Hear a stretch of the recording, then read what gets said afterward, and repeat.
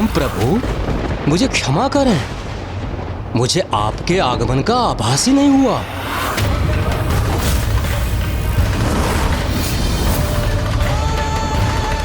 मेरे द्वारा आपको जागृत करने की इतनी चेष्टा के बाद भी आपको मेरा आभास नहीं हुआ, जबकि संपूर्ण ब्रह्मांड को ज्ञात हो गया। पृथ्वी के और सौर मंडल के कण कण तक मेरे डमरू का स्वर पहुंच गया, किंतु वो स्वर आपके कानों को भेद नहीं सका। यहाँ तक कि वैकुंठ में स्थित श्री हरि नारायण और देवी लक्ष्मी को भी मेरे यहाँ होने का आभास हो गया, किंतु आपको नहीं हुआ।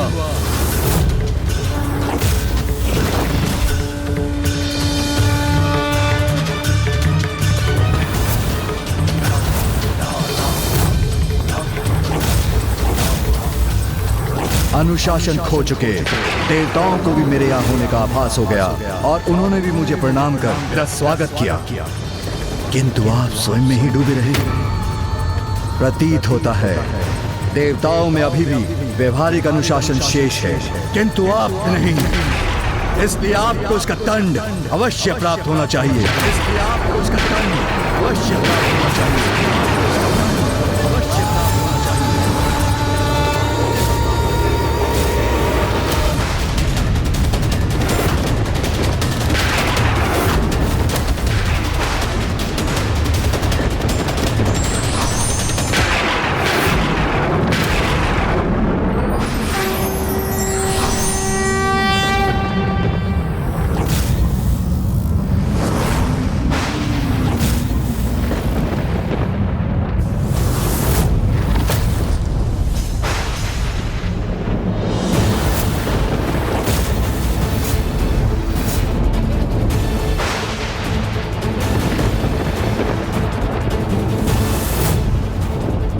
मुझे ज्ञात है प्रभु, आपका अभिवादन करने में मुझसे विलंब हुआ, किंतु मुझे आपके आगमन का आभास ही नहीं हुआ प्रभु।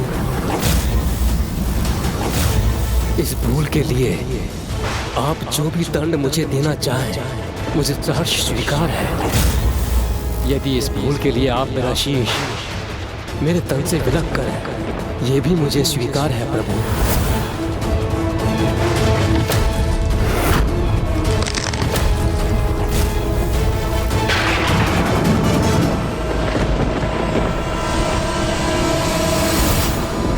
देखिए देवी पार्वती, प्रभु महादेव के क्रोधांश और स्वामी के शीतल अंश एक दूसरे के सम्मुख है।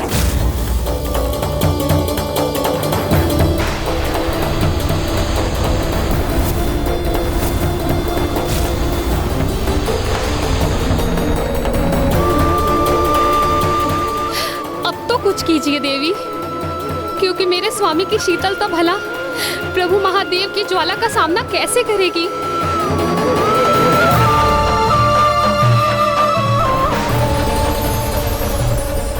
अति किसी की भी हो वो कभी भी उचित नहीं होती, इसीलिए शीतलता और क्रोध दोनों का ही उनके चरम पर होना सर्वथा अनर्थकारी प्रमाणित होता है और इन दोनों में संतुलन स्थापित करना अनिवार्य है।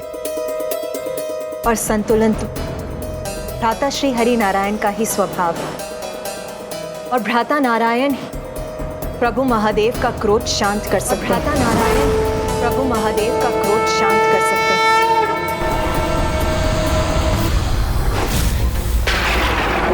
मुझे आपके आगमन का आभास ही नहीं हुआ। आप जो भी दंड मुझे आपके आगमन का आभास स्वीकार कर, ये भी मुझे स्वीकार है। मैं अचंभित हूँ ब्रह्मदेव, एक तो आपसे एक बहुत बड़ी भूल हुई है और फिर भी आप मेरे समक्ष शांत और शीतल होने का प्रयास कर रहे हैं। आपके द्वारा ऐसे आचरण से तो स्पष्ट है कि संसार से अनुशासन संपूर्ण रूप से मिट चुका है, जिसका आरंभ आपसे ही होता है। इसलिए नियम और अनुशासन के पालन हेतु एक बड़ा उदाहरण प्रस्तुत करने के लिए मैं आपको शापित करता हूँ। मैं आपको शापित करता हूँ।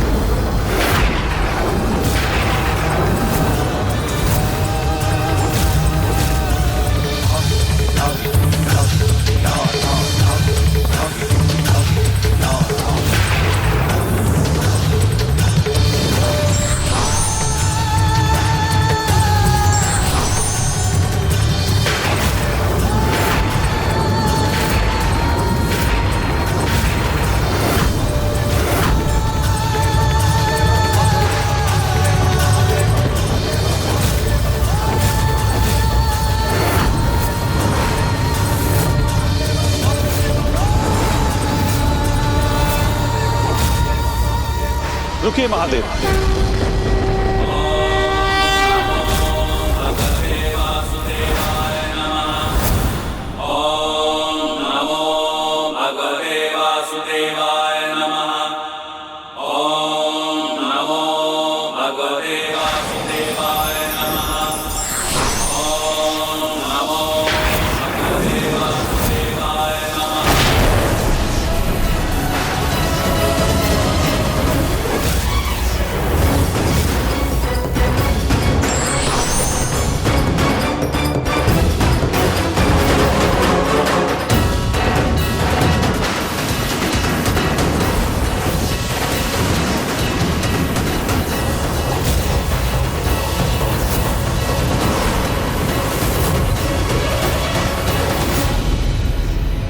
देखिए देवी सरस्वती, मैं भ्राता श्री हरि नारायण के इसी संतुलित अंश का उल्लेख कर रही थी।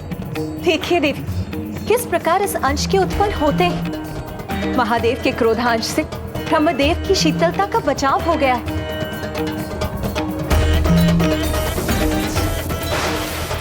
और महादेव ने भी अपने क्रोधांश पर नियंत्रण स्थापित करना आरंभ कर दिया है।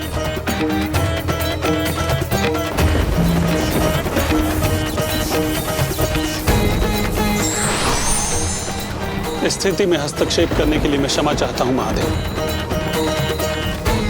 किंतु मैं यहां उपस्थित होने के लिए विवश था ताकि आपको यह आभास करा सकूं कि आप अपने क्रोध के आवेग में ब्रह्मदेव के शीतल और शांत व्यवहार को उनका अहंकार समझ रहे हैं।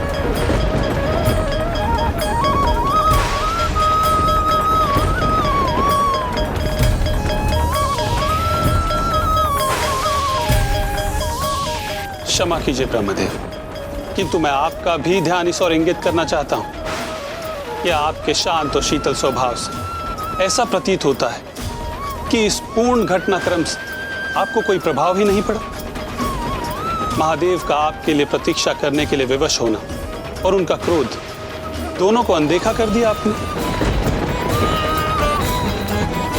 किंतु यही नियत भी था, क्योंकि हमारे अवतारों को माता अनुसुईया के संतान के रूप में अभी प्रकट होना शेष।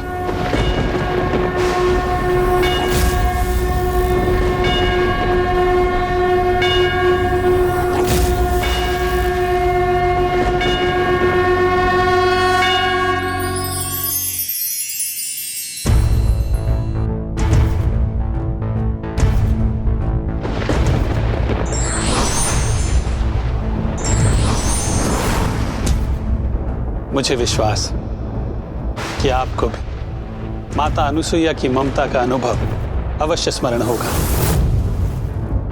जिसे हम पुनः प्राप्त करने जा रहे हैं।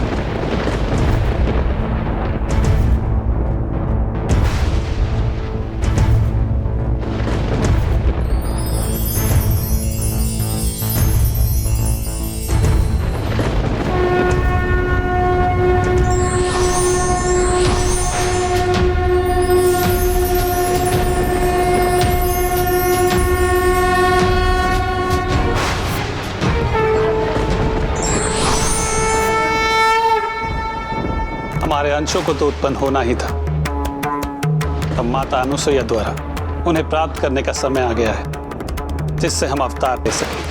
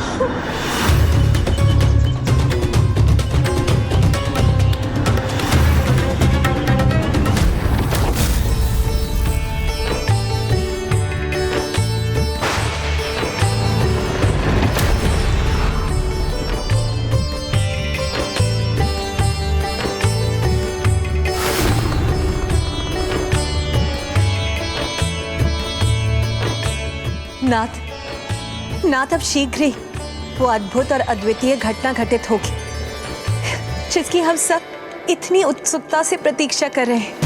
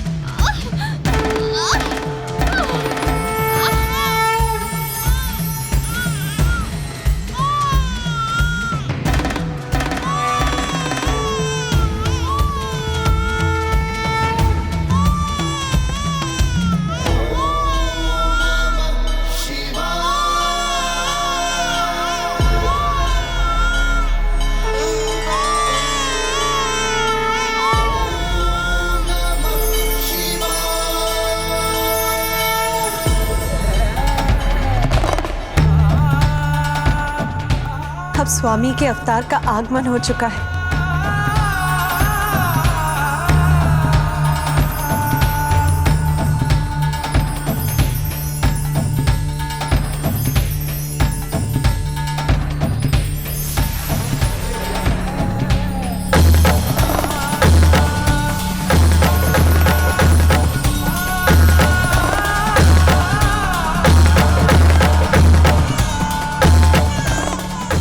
एक और शिशु।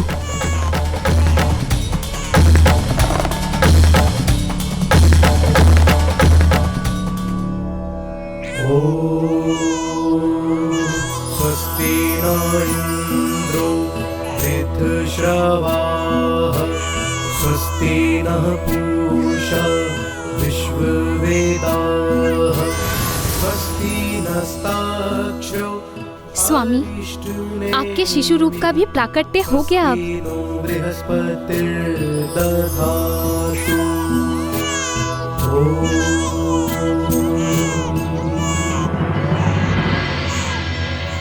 कितना दिव्य और सुंदर स्वरूप है इस शिशु का देवी।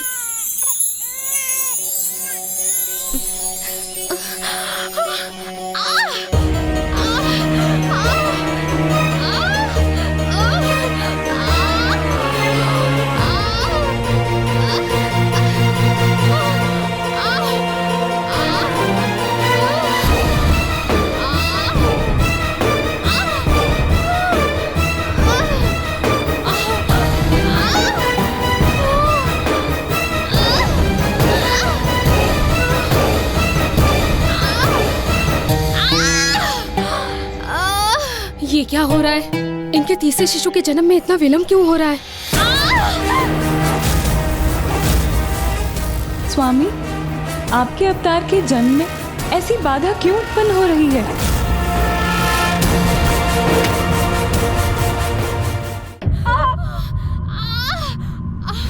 नाथ, आपके और ब्रह्मदेव के अवतारों का तो जन्म अत्यंत शीघ्र हो गया, किंतु भ्राता श्री हरि नारायण के अवतार क्यों नहीं प्रकट हो रहे?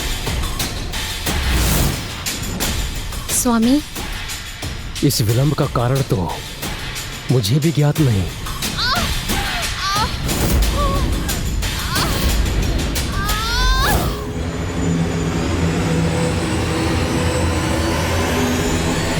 संसार में अकारण कुछ नहीं होता।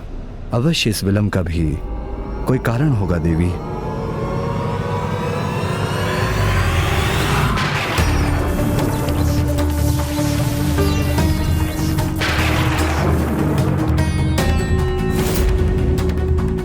महादेव के क्रोधांश से मेरा बचाव करते समय श्री हरि नारायण के अंश का कुछ हास तो हुआ था। कदाचित यही कारण है इस विलंब के पीछे। मेरी क्रोधाग्नि के कारण ही प्रभु श्री हरि नारायण के संतुलित अंश अपूर्ण रह गए। मुझे उन्हें पूर्णता प्रदान करनी होगी। उन्होंने मेरी ढाल बनकर मेरा बचाव किया, इसके कारण उनके अंश अधूरे रह गए। उन्हें पूर्ण करना होगा मुझे।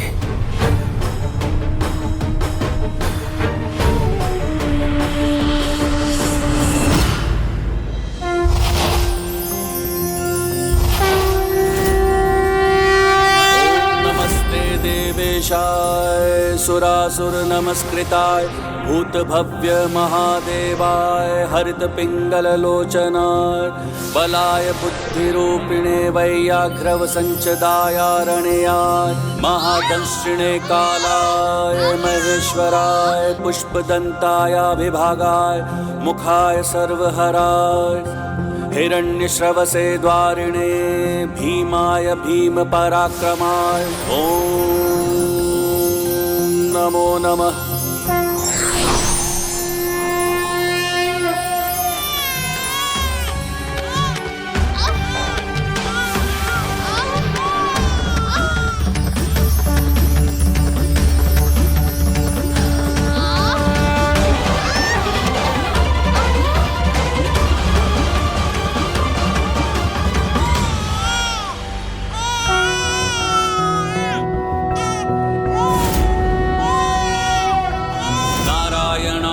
सुरमंडन मंडनाय नारायणाय सकल स्थिति कारणाय नारायणाय भवभीति निवारणाय नारायणाय प्रभवाय नमो नमस्ते।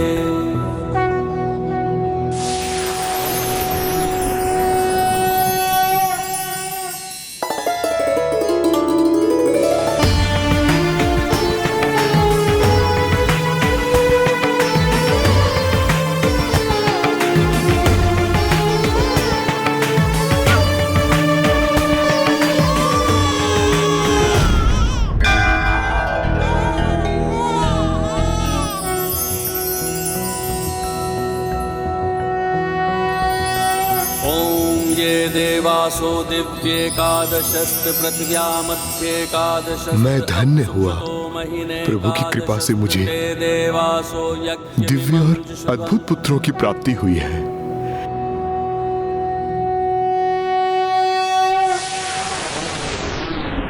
जो श्रेष्ठतम है, जिनका समस्त ब्रह्मांड में सर्वोच्च स्थान है, उन तीनों प्रभु अर्थात त्रिदेवों ने माता अनुसुईया के पुत्रों के रूप में एक साथ जन्म लेकर अवतार लिया। किंतु ईश्वर के प्रत्येक अवतार का तो एक विशेष उद्देश्य होता है लंकेश। तो यहाँ त्रिदेवों के जन्म का क्या कारण था? अनुशासनहीनता। सामान्य रूप से मनुष्य अनुशासनहीनता को इतना महत्व नहीं देते। उनके अनुसार तो वो एक छोटा सा विकार ही होता है। तो लंकेश, फिर अनुशासनहीनता के कारण सृष्टि पर इतना बड़ा संकट कैसे उत्पन्न हो सकता था, जिसका सुधार करने एवं पुनः अनुशासन स्थापित करने हेतु स्वयं प्रभु महादेव को अवतार लेना पड़ा? गौरी पुत्र, अनुशासनहीनता तो सभी बुराइयों की जड़ है, जो अनेक रूपों में प्रकट होती है, जिनमें से एक है समय को लेकर अनुशासन ना होना, जिसके कारण मनुष्य प्रकृति के विपरीत आचरण करते हैं।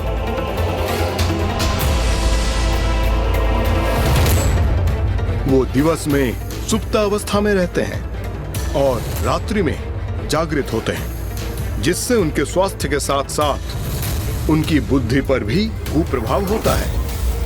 और प्रकाश रहित रात्रि का गहन अंधकार तो अधर्म को ही जन्म देता है। गौरी पुत्र, अब मैं आपको बताऊंगा अनुशासनहीन आचरण के कारण।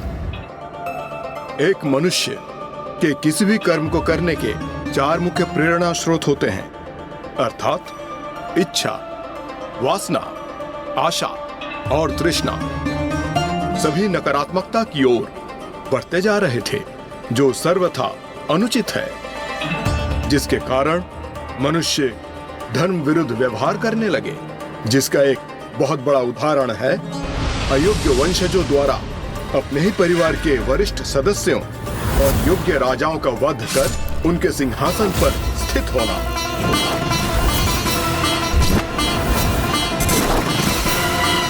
अब मैं बनूंगा राजा। फिर काम और क्रीड़ा वासना, धर्म वासना अर्थात अच्छे कार्य करने की प्रेरणा का स्थान लेने लगे। राजा का जन्म आनंद लेने के लिए ही होता है।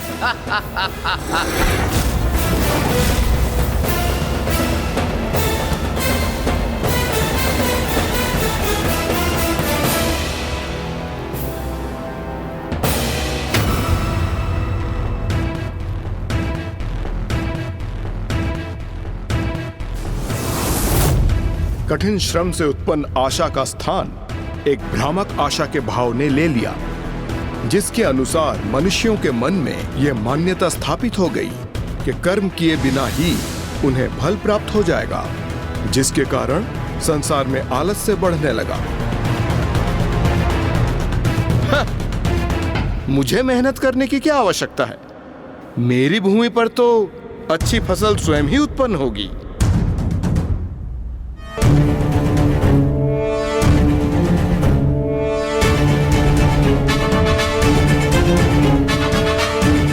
और इन सबसे अधिक थी तृष्णा, अर्थात असीमित लालच, दूसरों को भयभीत कर, उन्हें ठग कर उनका धन प्राप्त करना, जिसके कारण ऐसे उन्माद योद्धा भी उत्पन्न हुए जो अपने स्वार्थ हेतु असहाय जीवों का भी रक्त बहाने के लिए तत्पर थे।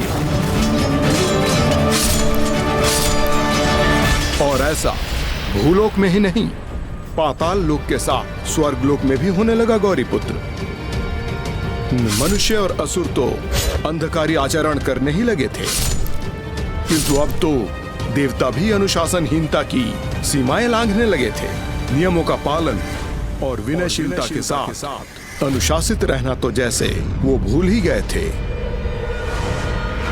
वायुदेव ने वायु को अपनी इच्छा अनुसार प्रवाहित होने के लिए स्वतंत्र कर दिया था।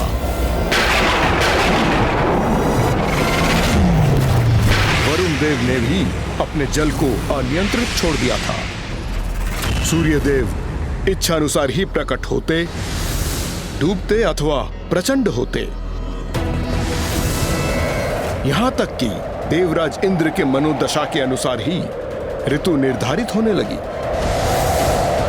जब वो प्रसन्न होते थे तब वर्षा होती थी, और जब वो दुखी होते थे तो सूखा पड़ता था।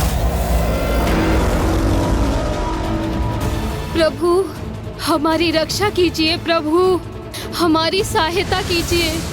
वो और उनके सहयोगी देवता समय, नियमों और अपने दायित्वों का अनुशासन भूलकर मदिरापान और स्वर्ग के अप्सराओं के नृत्य के आनंद में डूबे रहने लगे।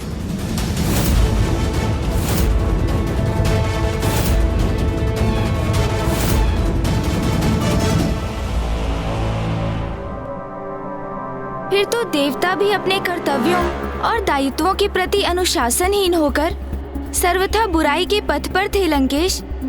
इसलिए सबसे बुरा भी उनके साथ ही होने वाला था। गौरीपुत्र, लंकेश, इस कथा के तो अभी तक 3 मुख्य संकेत हैं।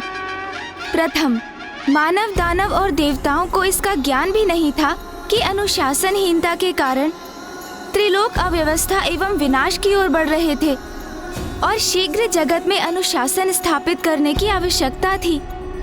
द्वितीय, रात्रि के अंधकार में पाप कर्मों को बढ़ावा प्राप्त हो रहा था और शीघ्र सृष्टि के इस अधर्म के अंधकार को मिटाने हेतु एक मार्गदर्शक का प्रकट होना अनिवार्य था।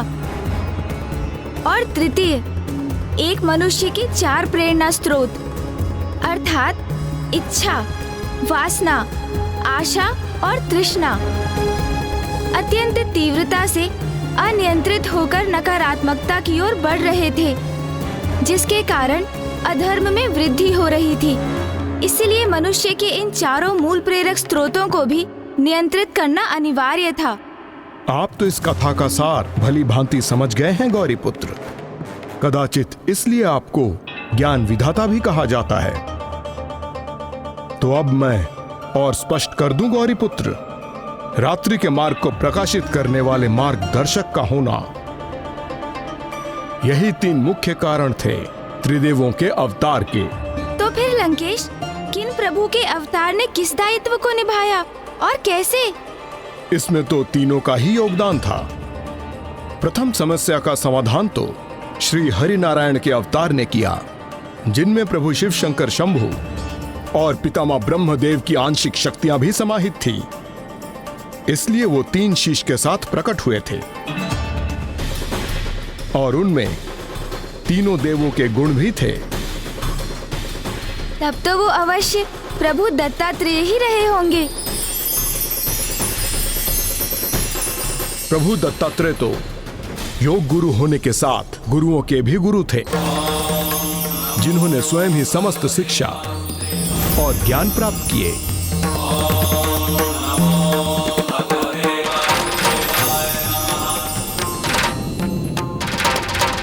और एक ऋषि समान जीवन व्यतीत करने के साथ आदि गुरु कहलाए। जैसे जैसे उनकी आयु में वृद्धि होने लगी, प्रभु दत्तात्रेय ने जीवन के 24 सिद्धांत स्थापित किए और उन्हें पूर्ण रूप में अपने जीवन का भाग बना लिया। उन्होंने 4 प्रेरणा स्रोतों अर्थात इच्छा, वासना, आशा और तृष्णा पर भी नियंत्रण प्राप्त किया। योग गुरु होने के नाते उन्होंने संसार को भी यही सीख दी कि यदि मनुष्य स्वयं को संतुष्ट रखना सीख जाए तो वो इच्छा, वासना, आशा और तृष्णा के वश में होने के स्थान पर स्वयं उन्हें अपने वश में रखने में सक्षम हो जाता है। जो 4 श्वान प्रभु दत्तात्रेय के निकट दिखाई देते हैं, वो मनुष्य के इन्हीं 4 आंतरिक प्रेरणा स्रोतों के ही द्योतक हैं और उनके निकट गौ माता की उपस्थिति पंच तत्व एवं संतुष्टि की प्रतीक है। तो इस प्रकार प्रभु दत्तात्रेय ने अनुशासन के पथ पर आने वाली प्रथम बाधा को दूर किया। और दूसरी बाधा का निवारण किया। मेरे पितामह प्रभु ब्रह्मदेव के अवतार ने माता अनुसुईया के दूसरे पुत्र प्रभु ब्रह्मदेव के अवतार और कोई नहीं, स्वयं चंद्रदेव ही हैं।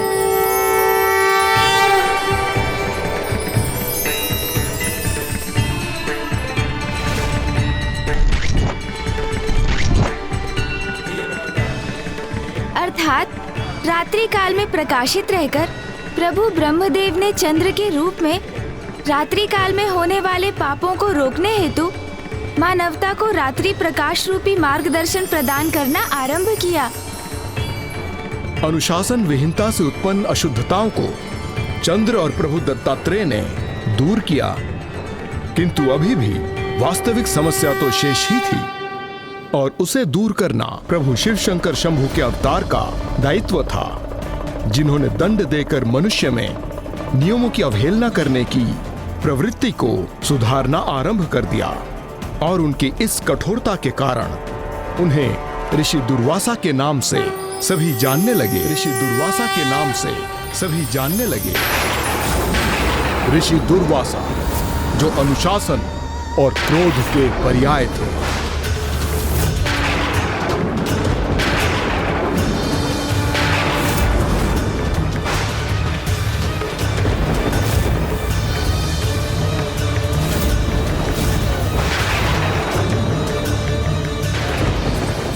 अनुशासन भंग होने पर किसी को क्षमा ना करने वाले ऋषि दुर्वासा ने तो अपनी पत्नी को भी शाप दे दिया। इतना ही नहीं, उनके क्रोध का भाजन तो एक बार देवता भी बने, जब उन्होंने स्वर्गलोक को भी श्रीहीन होने का शाप दे दिया था। संपूर्ण स्वर्गलोक श्रीहीन हो गया।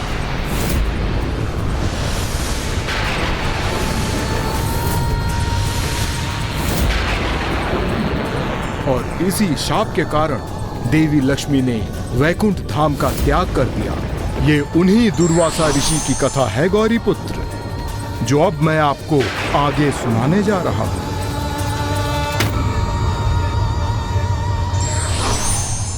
जिस प्रकार आवश्यकता पड़ने पर प्रकृति अपनी रिक्तता को स्वयं भर लेती है, उसी प्रकार ईश्वर भी समय समय पर संसार की रिक्तता को अपनी लीलाओं से भर देते हैं।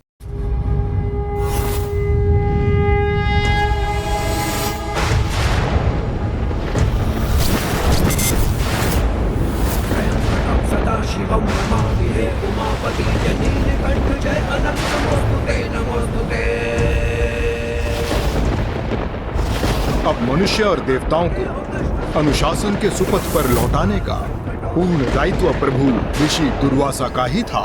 मुझे शीघ्र बताने की कृपा करें लंकेश कि प्रभु ऋषि दुर्वासा देवताओं को सुपथ पर कैसे लेकर आए और उन्होंने जगत में अनुशासन कैसे स्थापित किया।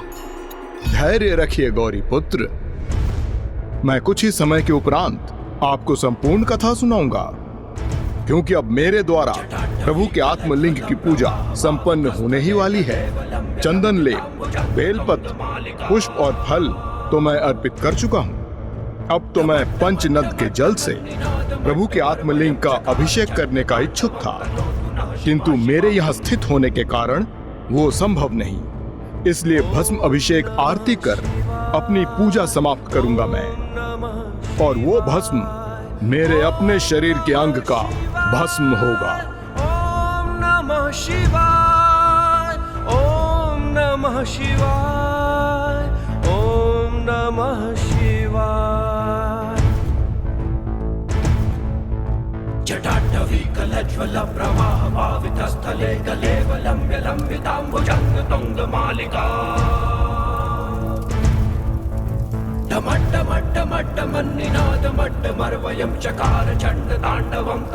अद्भुत!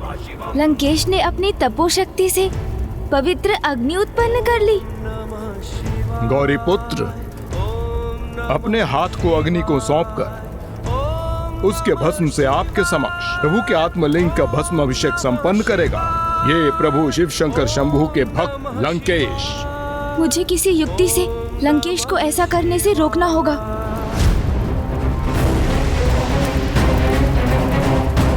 अब तो मैं पंचनद के जल से प्रभु के आत्मलिंग का अभिषेक करने का इच्छुक था, किंतु मेरे यहाँ स्थित होने के कारण वो संभव नहीं।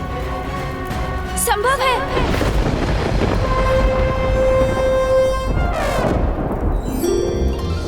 क्या संभव है गौरी पुत्र? मैं संभव करूंगा।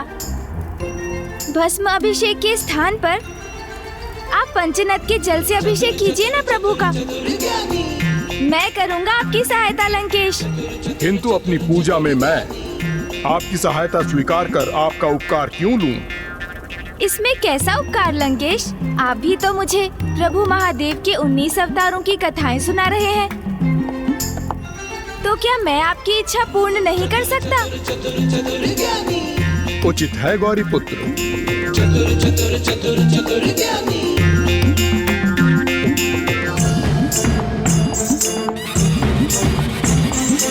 ओम गंगे नमः, ओम सरस्वते नमः। त्रैलोक्य पूजित देवी कमले विष्णु वल्लभे यथा कृष्णे तथा भगवती स्थिरा।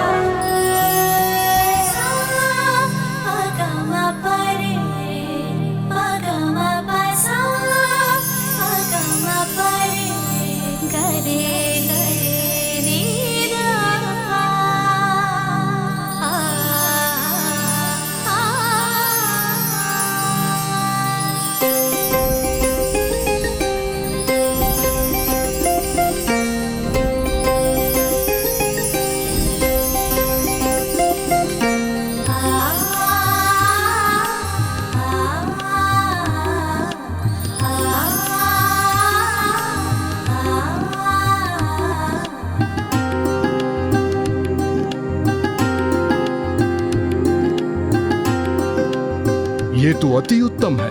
गौरी पुत्र ने 5 नदियों को यहाँ मेरी पूजा हेतु उपस्थित कर दिया। प्रणाम पंचनद माताओं। कल्याण हो पार्वती नंदन गणेश।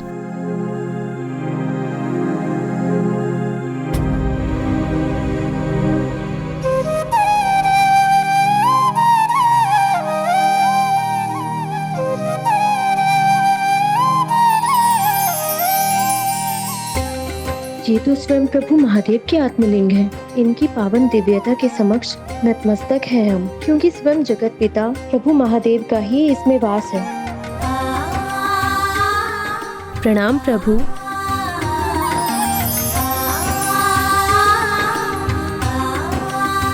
हे महान पंचनद माताओं, हे पावन नदियों, आपके यहाँ आगमन पर आपको कोटि कोटि धन्यवाद। माताओं, लंकेश रावण यहाँ मुझे प्रभु महादेव के अवतारों की कथा सुनाते हुए प्रभु के आत्मलिंग की पूजा संपन्न करने जा रहे हैं, और शीघ्र जब वो आपके अर्थात पंचनद जल से प्रभु के अभिषेक के साथ अपनी पूजा समाप्त करेंगे, तो उनके मुख से ऋषि दुर्वासा अवतार की कथा सुनने का सौभाग्य प्राप्त होगा। ऋषि दुर्वासा? इसलिए प्रभु के आत्मलिंग का पंच नद अभिषेक करने में हमारी सहायता कीजिए। दुर्वासा ने सृष्टि में पुनः अनुशासन स्थापित करना कैसे आरंभ किया, तो देवी गंगा से अधिक उत्तम इसे विस्तार से और कौन बता सकता है भला, क्योंकि वो तो उनमें से प्रथम थी जिन्हें ऋषि दुर्वासा ने व्यवहार के अनुशासन का पाठ सिखाया था।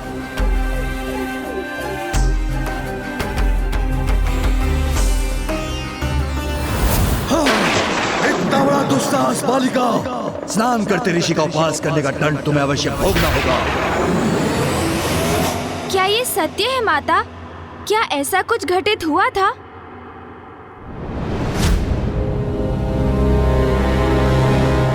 बहुत समय पूर्व जब प्रभु ब्रह्मदेव ने श्रीहरि नारायण के अवतार प्रभु वामन के चरण धोए थे, तब ब्रह्मदेव ने उस जल को अपने कमंडल में रख लिया था।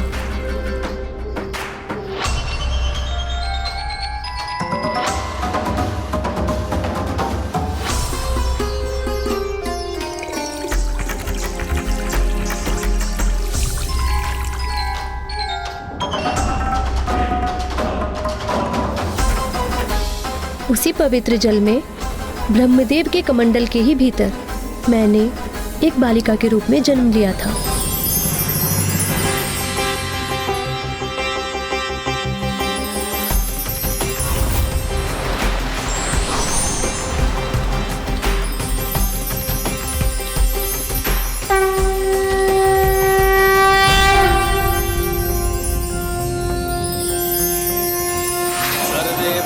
सुखिनः सर्वे सन्तु निरामया सर्वे भद्राणि पश्यन्तु मा कश्चित् दुःखभाग् भवेत्। ॐ द्यौः शान्तिरन्तरिक्षं शान्तिः पृथिवी शान्तिरापः शान्तिरोषधयः शान्तिः। ॐ शान्ति। प्रणाम प्रभु। कल्याण हो देवी गंगा।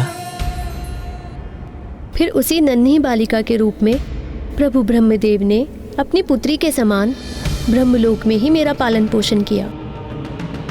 किंतु एक दिवस जब मैं क्रीड़ा करते करते एक तितली का पीछा कर रही थी, तो ब्रह्मलोक के सरोवर के तट पर पहुंच गई, जहां ऋषि दुर्वासा स्नान कर रहे थे।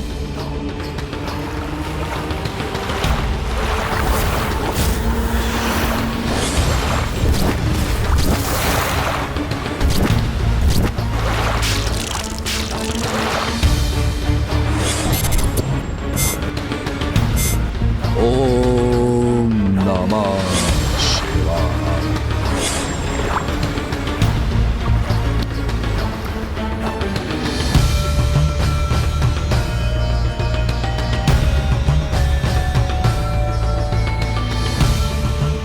इतनी दिव्यशी कौन है ये?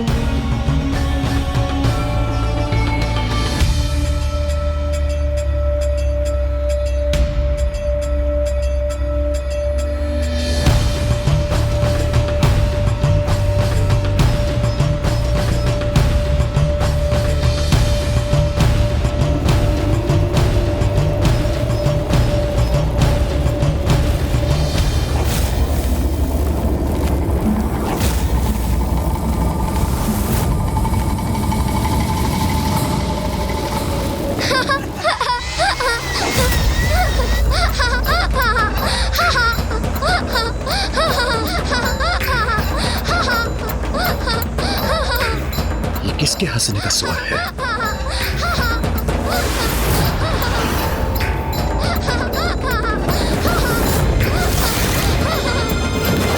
लगता है ऋषिवर क्रोधित हो रहे हैं।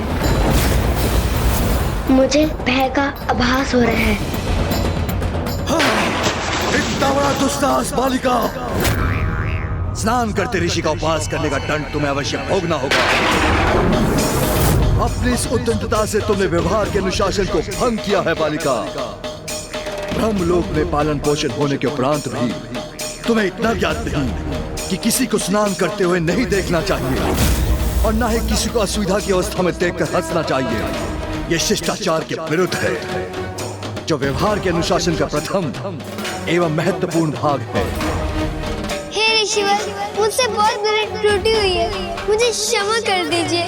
नहीं, क्षमा कर देने से नहीं, अपितु दंड देने से सीख प्राप्त होती है। त्रुटि सुधरती है, इसलिए दंड के स्वरूप में तुम्हें श्राप देता हूँ कि तुम शीघ्र ही पृथ्वी पर नदी के रूप में प्रसारित होगी।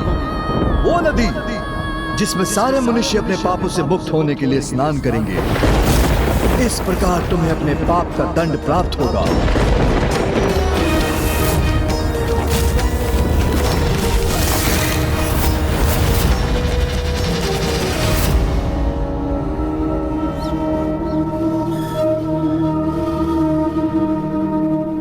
इस घटना के परिणाम स्वरूप मुझे दंडित कर महान ऋषि दुर्वासा ने सभी जगतवासियों के व्यवहार को अनुशासित करना आरंभ किया और ये उदाहरण भी प्रस्तुत किया कि भले ही स्वयं ब्रह्मदेव की पुत्री हो अथवा कोई निर्धन ग्रामीण मनुष्य, सभी के द्वारा शिष्टाचार और धर्मनिष्ठ आचरण करना अनिवार्य है, जिससे कि वे अपने व्यवहार को उचित अनुशासन की परिधि में रख सकें।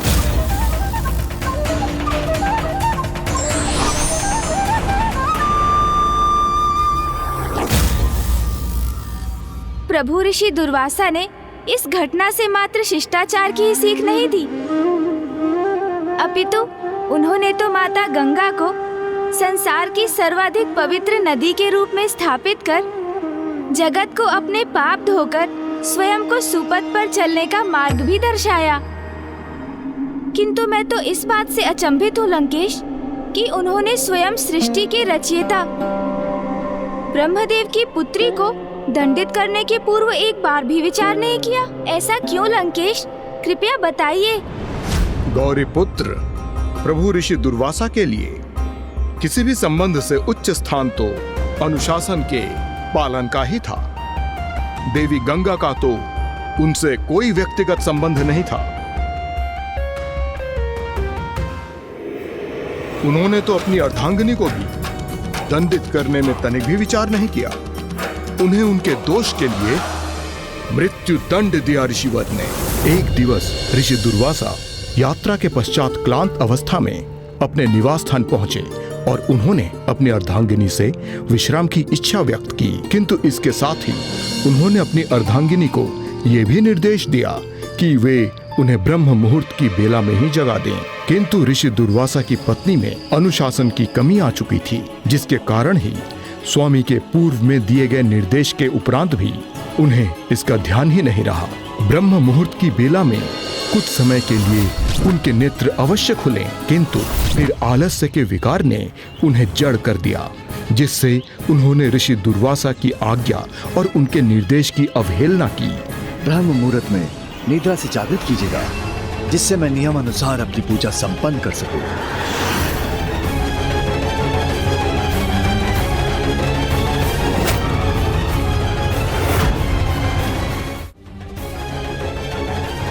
स्वामी को निद्रा से जागृत करने में विलंब हो गया मुझे, और अब मैं इन्हें निद्रा से उठाऊंगी तो ज्ञात नहीं ये क्रोध के आवेश में आके मुझे क्या दंड दे दे।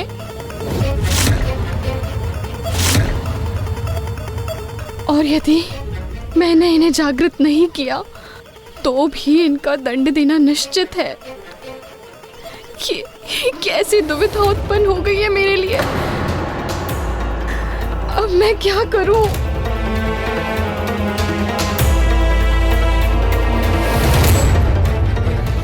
परिणाम कुछ भी हो, मुझे स्वामी को उनकी निद्रा से जागृत करने का अपना कर्तव्य तो निभाना ही होगा।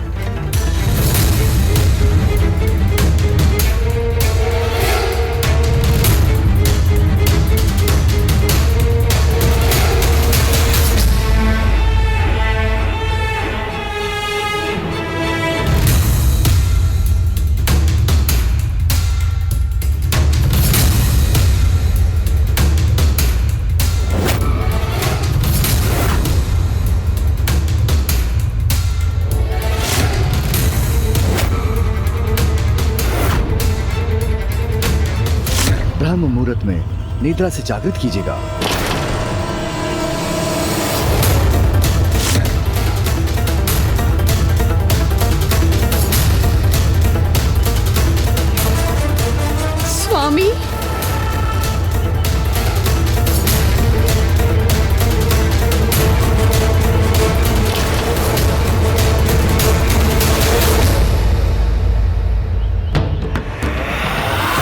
मुझे जागृत होने में इतना विलंब हो गया।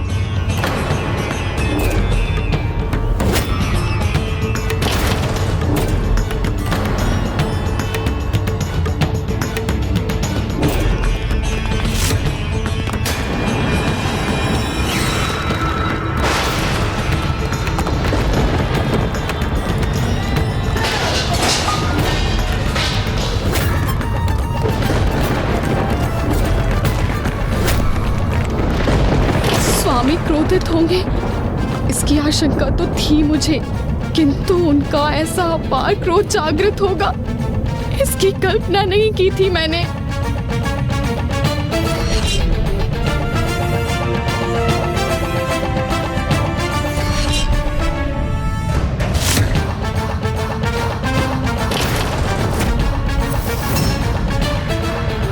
ब्रह्म मुहूर्त में सूर्योदय के पूर्व जागृत होने और मुझे निद्रा से जागृत करने के लिए मैंने आपसे अनुरोध किया था, और अब तो सूर्योदय भी हो चुका है। जिसने सदा ही अनुशासन को सर्वोच्च समझा, जिसने सभी को उस अनुशासन की सीख दी, वो ऋषि दुर्वासा हूं मैं। और मेरी अर्धांगिनी होकर आपने अनुशासनहीनता का दोषपूर्ण आचरण किया और समय के अनुशासन का उल्लंघन किया।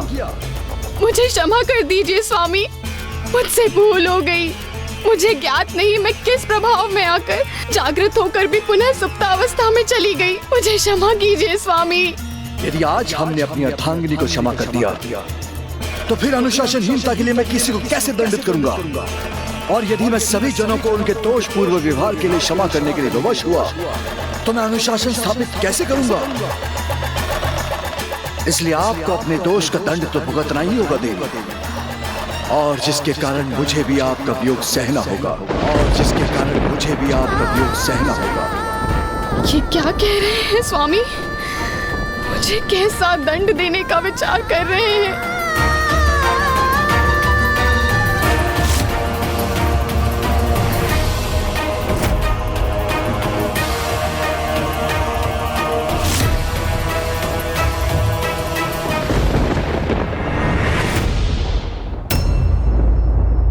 समय का पालन ना कर आपने जिस अनुशासनहीनता का परिचय दिया है, उसके दंड स्वरूप मैं आपको इसी क्षण भस्म होने का शाप देता हूँ। भस्म होने का शाप देता हूँ। स्वामी ऐसा ना करें, मुझे क्षमा कर दीजिए। मेरी इतनी छोटी सी भूल के लिए मुझे इतना बड़ा दंड ना दीजिए। क्षमा कीजिए स्वामी।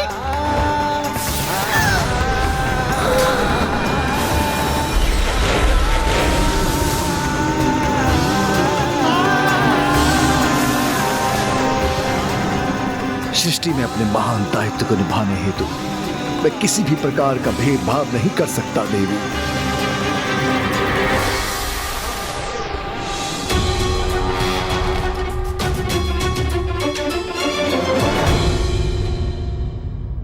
प्रभु ऋषि दुर्वासा का तो ऐसा ही स्वभाव था कि किसी को भी ज्ञात नहीं था कि वो क्रोध के प्रभाव में किसे क्या दंड दे दें।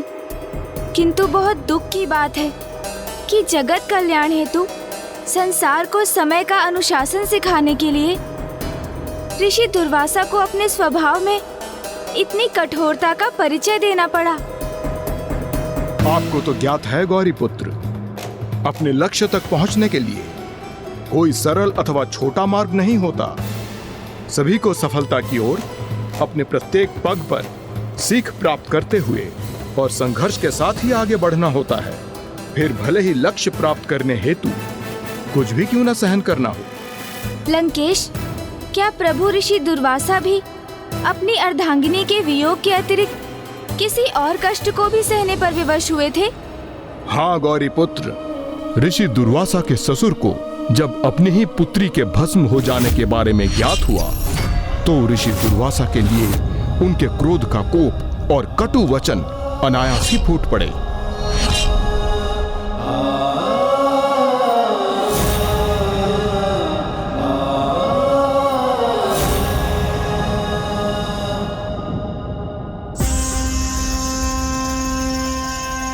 ऋषिवर, जो भी कुछ हुआ उसका मुझे भी अपार कष्ट हुआ है, किंतु मुझे उसका पछतावा नहीं।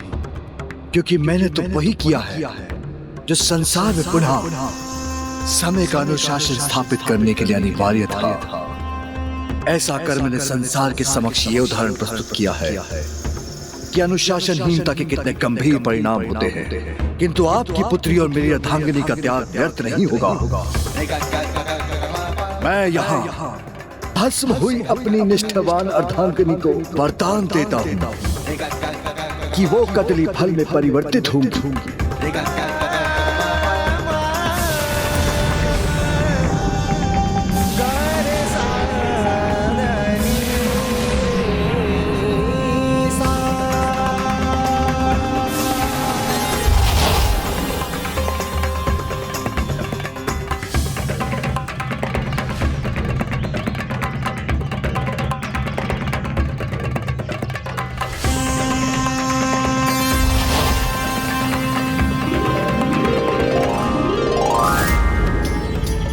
वो कदली फल जिनके बिना कोई भी पूजा संपन्न नहीं होगी, इसलिए उनके त्याग और निष्ठा के फल स्वरूप आज के उपरांत कदली फल के रूप में प्रत्येक पूजा में उनकी उपस्थिति अनिवार्य होगी।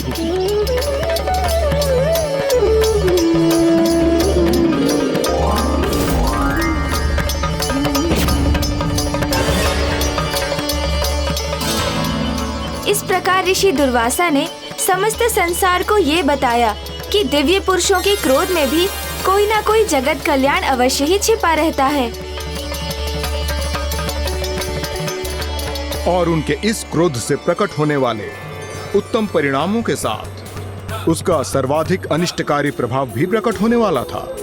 और इसका आरंभ तो स्वयं प्रभु शिव शंकर शंभु द्वारा प्रभु ऋषि दुर्वासा को दिए जाने वाले उपहार से हुआ था। जय शिव शंकर शंभु।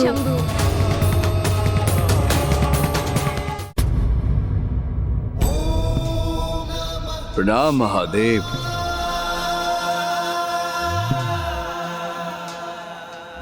आपने अपने जन्म से ही संसार में अनुशासन स्थापित करने हेतु परिश्रम किया, अत्यंत कठोर होकर स्वयं नियमों का पालन कर अन्य जगतवासियों को उसके लिए प्रेरित किया, और नियमों को भंग करने वालों को दंडित कर आपने जो संसार को सीख दी है, उनसे आपने सभी में अनुशासन के प्रति निष्ठा को जागृत किया है ऋषिवर। किंतु प्रभु, अभी तो इस दिशा में बहुत कार्य करना शेष है, मुझे ज्ञात है। किंतु सफलतापूर्वक जो आप कार्य कर चुके हैं, उसके लिए पुरस्कार स्वरूप मैं आपको ये परिजात पुष्पों की माला प्रदान करता हूँ।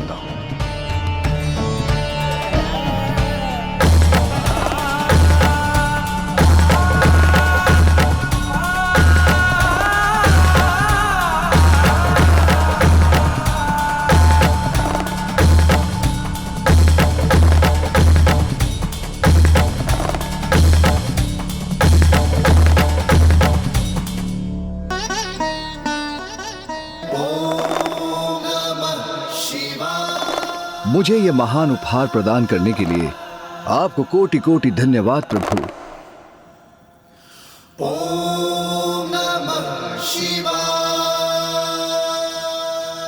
किंतु प्रभु, इस पुष्प माला का मेरे कार्य में क्या लाभ? इस माला के पुष्प श्री हरि नारायण को प्रिय होने के साथ साथ साक्षात देवी लक्ष्मी स्वरूप हैं। इसलिए ये माला जिसके साथ रहेगी, उसके ऐश्वर्य में कभी कोई अभाव नहीं होगा, और वो उस माला के प्रभाव से सदा विजय प्राप्त करेगा।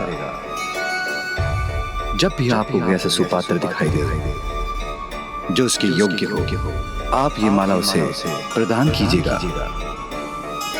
अवश्य प्रभु।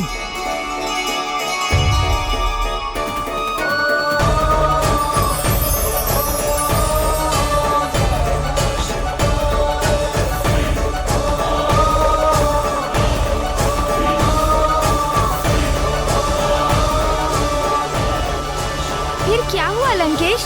क्या ऋषि दुर्वासा को कोई सुपात्र दिखाई दिया जो उनके अनुसार उस दिव्य माला के योग्य हो?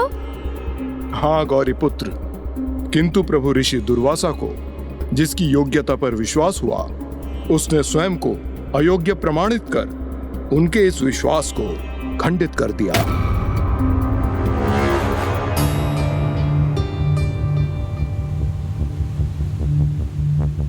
देवताओं में श्रेष्ठतम देवराज इंद्र हैं। उनके अत्यंत महत्वपूर्ण दायित्व है, इसलिए महादेव द्वारा प्रदान की गई पुष्प माला की सर्वाधिक आवश्यकता भी उन्हें ही है। अवश्य ऐसी दिव्य माला को प्राप्त कर वो अति आनंदित होंगे।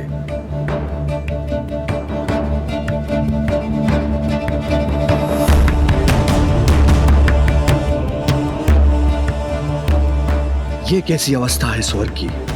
यहाँ के द्वारपाल ही अनुशासन से परे अपने दायित्व निभाने के स्थान पर सुप्तावस्था में है।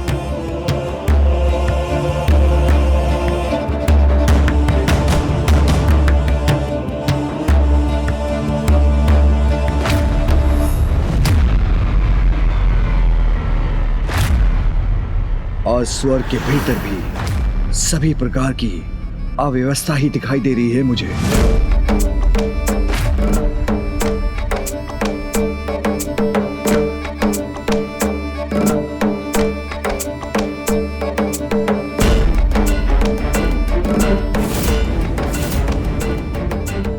इंद्रदेव की राजसभा तो पूर्ण रूप से रिक्त है। यहां तो कोई भी देवता नहीं, किंतु समय के अनुसार तो यहां सभी देवताओं को उपस्थित होना चाहिए और देव सभा में जगत कल्याण हेतु गंभीर विमर्श होना चाहिए, किंतु यहां ऐसा कुछ नहीं हो रहा है।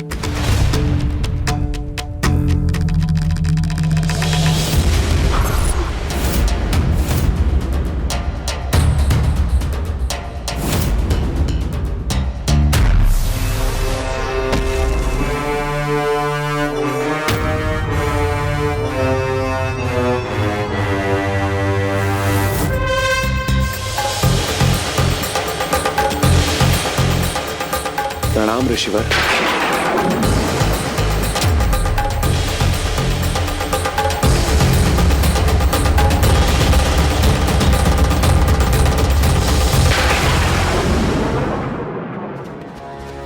स्वर्ग लोक की अवस्था देख ऋषि दुर्वासा तो पूर्व से ही कुपित थे और फिर ऐसे में अकस्मात ही देवराज इंद्र से उनकी भेंट हो जाना अब एक ऐसी स्थिति का निर्माण करने जा रहा था जो कदाचित देवताओं के लिए एक महासंकट का कारण बनने वाला था। सदा अनुशासन का पालन एवं धारण करने वाले ऋषि दुर्वासा अब कैसे देवताओं के जीवन को सदा सदा के लिए अंधकार में डालने वाले थे, यही अब संसार देखने वाला था गौरीपुत्र।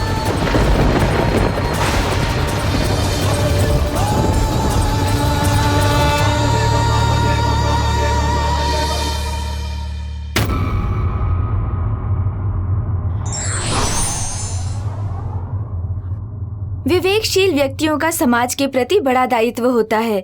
यदि वही अनुशासनहीन हो जाएं, तो सारी व्यवस्था ही चरमरा जाएगी। गौरीपुत्र, स्वर्ग लोक की अनुशासनहीनता की दशा देख ऋषि दुर्वासा भयंकर कुपित तो थे ही, इसी मध्य लौटते समय मार्ग में उनकी भेंट देवराज इंद्र से भी हो गई।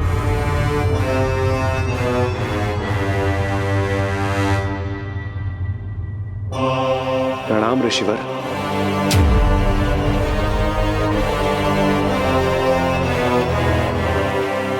ऋषिवर आप यहाँ? हाँ देवराज इंद्र, मैं आपको यह दिव्य माला भेंट देने के विचार से ही आया था और स्वर्गलोक की दशा देखकर मुझे पूर्ण विश्वास हो गया है कि वास्तव में आपको इसकी अत्यंत आवश्यकता है।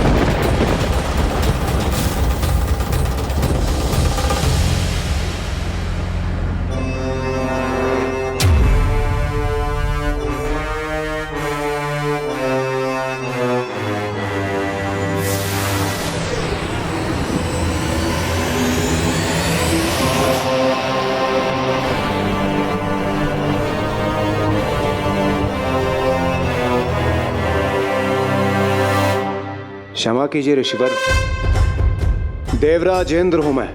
मेरे पास नगों और मूल्यवान धातुओं की अनेक मालाएं हैं, तो फिर मुझे इस पुष्पमाला की क्या आवश्यकता है जो कुछ ही समय में मुरझा जाएगा?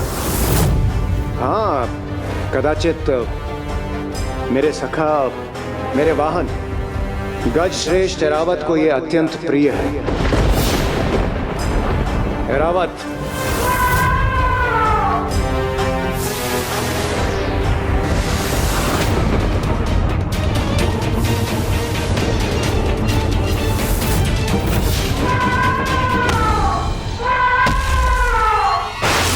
मुझे अत्यंत खेद है ऋषिवर, किंतु प्रतीत होता है मेरे गजवों के रावत को भी आपकी भेंट की कोई आवश्यकता नहीं। इसे तो ये माला तनिक भी नहीं भा रही।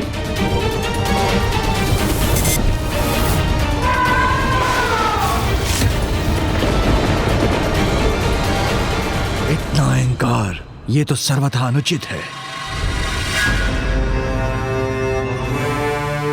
ऋषिवर, स्वर्ग में आगमन हेतु आपको अनेकों धन्यवाद, किंतु मुझे इस समय प्रस्थान करना होगा।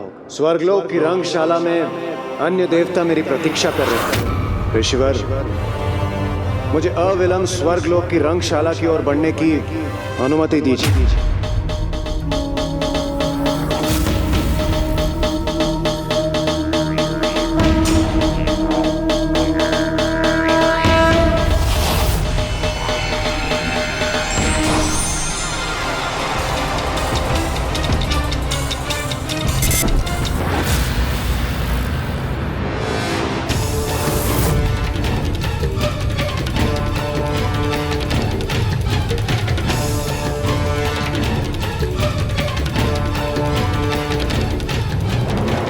अनुशासन और अपने कर्तव्य को भूलकर नृत्य कीड़ा में ही मग्न है।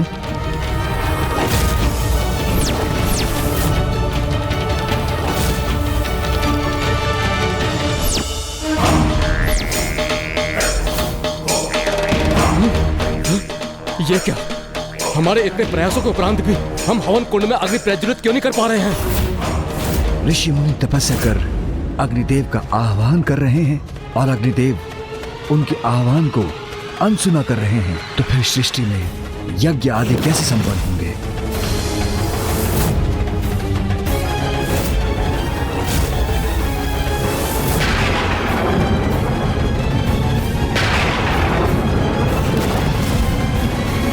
हे वायुदेव, रक्षा कीजिए इन दिव्य वायु से।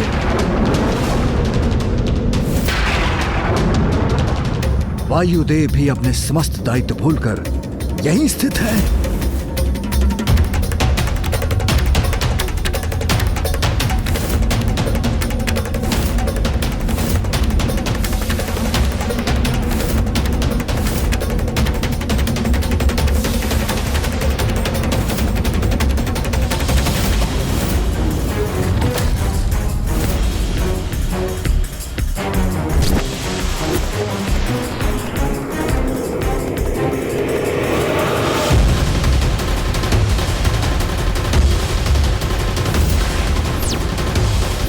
वरुण देव और सूर्य देव भी अपने कर्तव्य के प्रति जागरूक नहीं।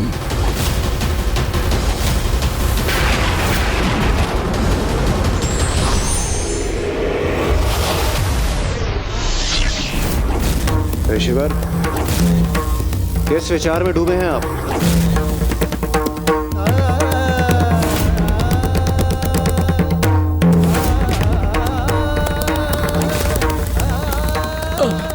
प्रभु जल दीजिए, वर्षा कीजिए हे इंद्रदेव, हमारी गुहार सुनिए।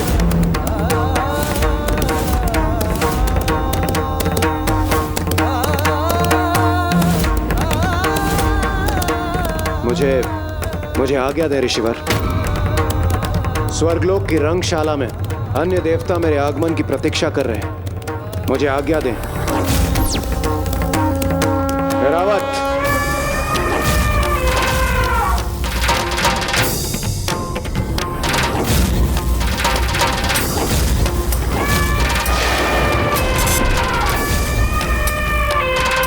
राजेंद्र, हे राजेंद्र,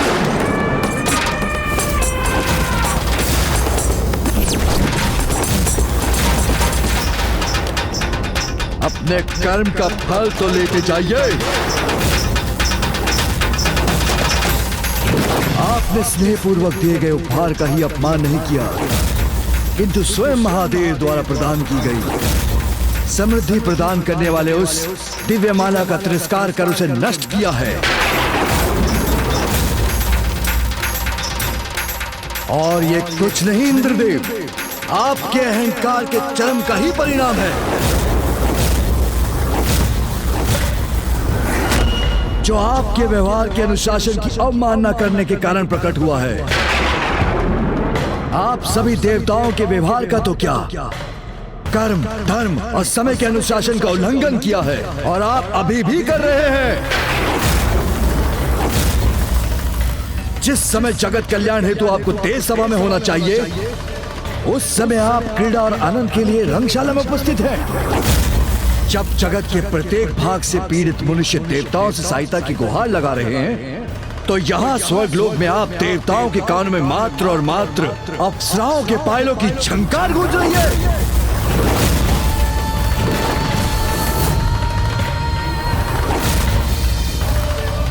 कदाचित मुझसे ही आपकी योग्यता पहचानने में भूल हो गई है। आप और आपके देवताओं को इस दिव्य माला का उपहार नहीं, अपितु दंड प्राप्त होना चाहिए, दंड प्राप्त होना चाहिए। घोर दंड, घोर दंड, घोर दंड, घोर दंड।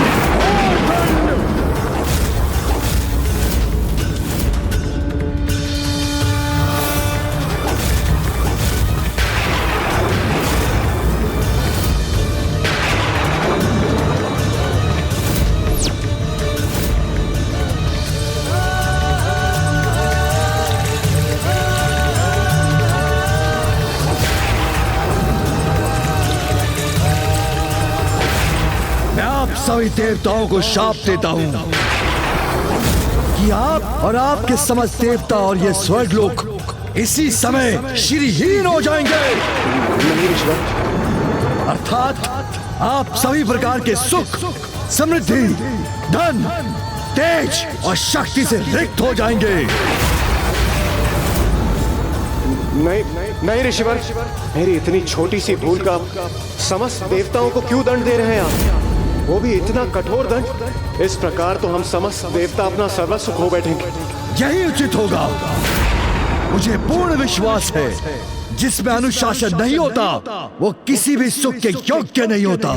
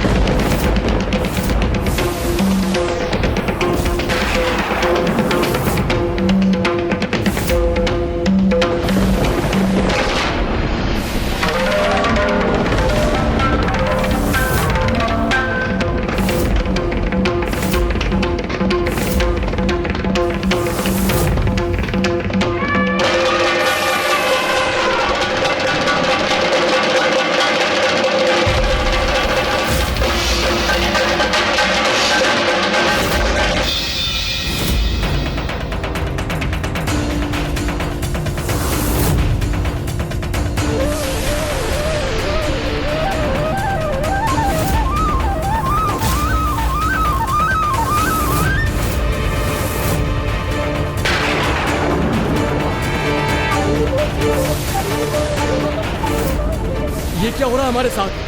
अकस्मात हमारे वस्त्रों के रत्न आभूषण क्यों लोप होने लगे हैं?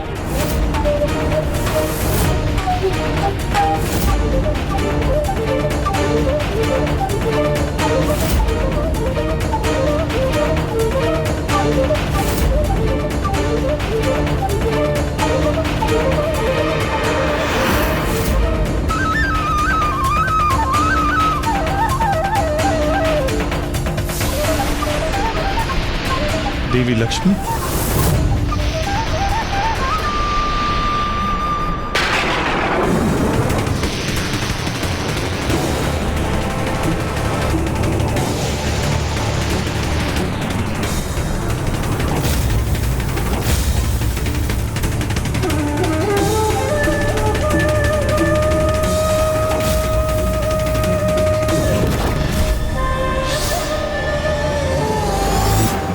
देवता श्रीहीन होकर असहाय और दयनीय अवस्था में आ गए।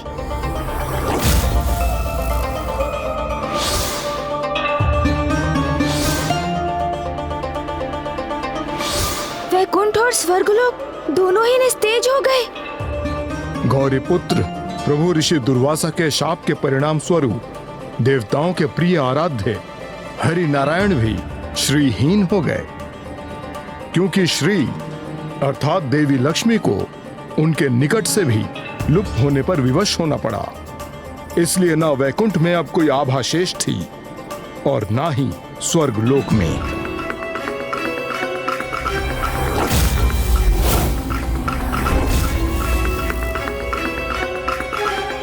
आक्रमण करो, पराजित कर दो निर्बल देवताओं को।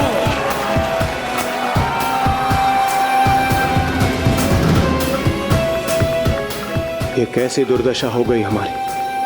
श्री विहीन होकर हम अपनी शक्ति भी खो चुके हैं और इन असुरों को स्वर्ग में प्रवेश करते देखने के लिए हम विवश हैं। श्रीहीन देवताओं, स्वर्ग पर अब तुम्हारा नहीं, हमारा अधिकार है। हम असुर यहाँ से निष्कासित करते हैं तुम्हें। आप यही सोच रहे हैं ना गौरी पुत्र, कि देवता तो मात्र श्रीहीन अर्थात लक्ष्मीहीन, धनहीन हुए थे, फिर वो स्वयं को शक्तिहीन भी क्यों मान बैठे थे? नहीं नहीं लंकेश, मैं ऐसा कदापि नहीं सोच रहा हूँ, क्योंकि श्री का अर्थ मात्र धन लक्ष्मी नहीं, अपितु अष्टलक्ष्मी है। गौरी पुत्र तो मुझे अपने ज्ञान से चकित कर देते हैं। जो श्रीहीन होता है उनसे अष्टलक्ष्मी माता विलग हो जाती हैं। जो अष्टलक्ष्मी देवियों में प्रथम है वो है माता आदि महालक्ष्मी, अर्थात सौभाग्य की देवी, जिनकी कृपा से ही किसी को सौभाग्य की प्राप्ति होती है।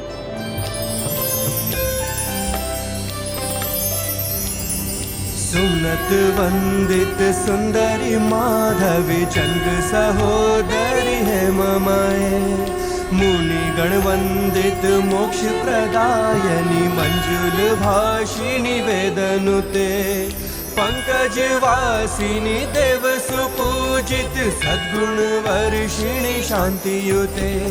जय जय है मधुसूदन कामिनी आदि लक्ष्मी परिपालय मां। अष्टलक्ष्मी माताओं में द्वितीय है माता धान्य लक्ष्मी, भोजन और कृषि से उत्पन्न समृद्धि की देवी है। जिन पर भी धान्य लक्ष्मी माता की कृपा होती है उनके जीवन में अनाज अर्थात भोजन की कभी कोई कमी नहीं होती। मंत्र नुते मंगलदायनी अम्बुजवासिनी देवगणाश्रित पादयुते। जय जय हे मधुसूदन कामिनी धान्य लक्ष्मी परिपालय मां। तृतीय है माता धैर्य लक्ष्मी, जो माता वीर लक्ष्मी के नाम से भी विख्यात है। ये साहस और पराक्रम की देवी है, जो युद्ध में शक्ति और साहस प्रदान करती है, जिनकी कृपा से हम अपने जीवन में किसी भी प्रतिकूल परिस्थिति का सामना करने में सक्षम होते हैं। पाप विमोचिनी साधु जनाश्रित पादयुते। जय जय हे मधुसूदन कामिनी धैर्य लक्ष्मी परिपालय मां। चतुर्थ है परिणाम स्वरूप, वो ना तो असुरों के समक्ष ही टिक सके और ना ही उन्हें स्वयं पर विश्वास रहा। और फिर असहाय और निराश होकर देवता पहुंच गए अपने प्रिय प्रभु के समक्ष, किंतु उन्हें यह कहाँ ज्ञात था कि वहां भी उन्हें कोई सहायता प्राप्त नहीं हो सकेगी।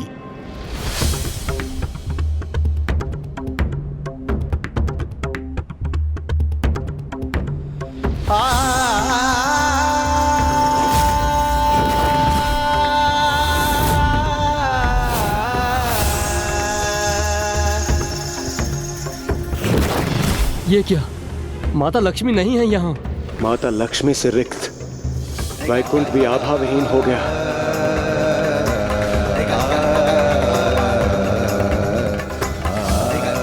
प्रणाम प्रभु।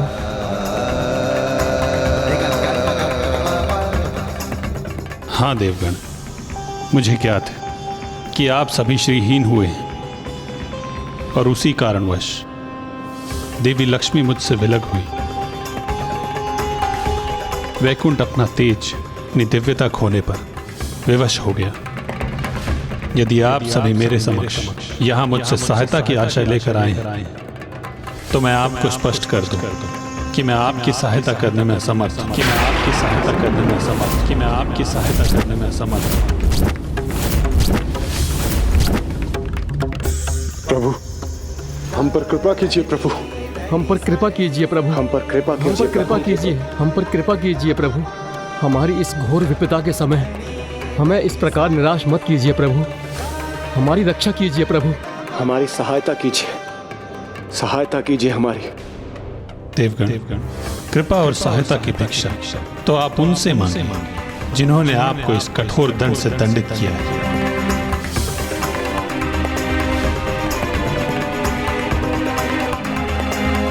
प्रभु, वो प्रयत्न हम कर चुके हैं। आप ऋषि दुर्वासा के स्वभाव से परिचित ही हैं। हाँ प्रभु, ऋषि दुर्वासा अपने क्रोध के अतिरेक में किसी की भी विनती को अनसुना कर देते। हमारी ये दुर्दशा उसी का प्रमाण है प्रभु। मेरे एक छोटे से अपराध का इतना बड़ा दंड दे दिया उन्होंने। ये सत्य है कि ऋषि दुर्वासा कभी कभी अपने क्रोध के आवेग में अत्यधिक कठोर हो जाते, किंतु आप सभी को अपनी अनुशासनहीनता का परिणाम समझने हेतु श्रीहीन तो होना ही था। अब यदि आपकी इस समस्या का समाधान आपको कोई सुझा सकता है तो वो मात्र ऋषि दुर्वासा। ऋषि दुर्वासा।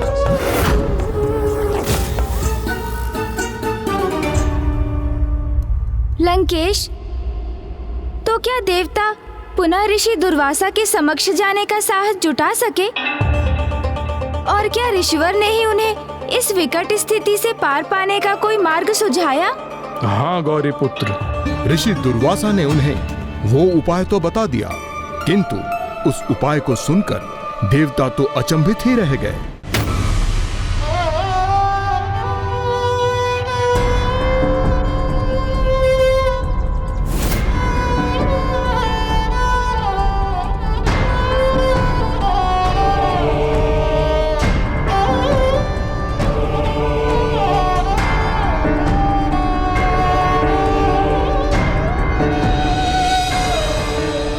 अपने पूर्व की भूलों के लिए हमें ऋषिवर से क्षमा याचना कर उनसे हमें विपदा से बाहर आने का उपाय सुझाने के लिए अनुरोध करना चाहिए।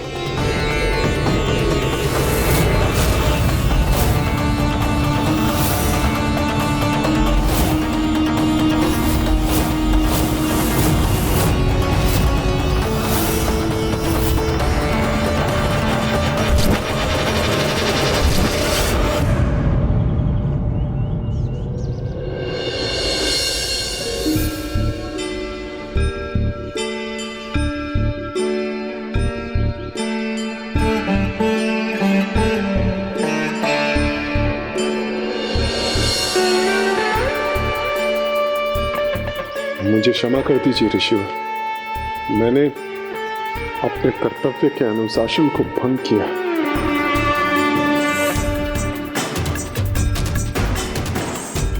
मुझसे भी बहुत बड़ी भूल हुई है ऋषिवर।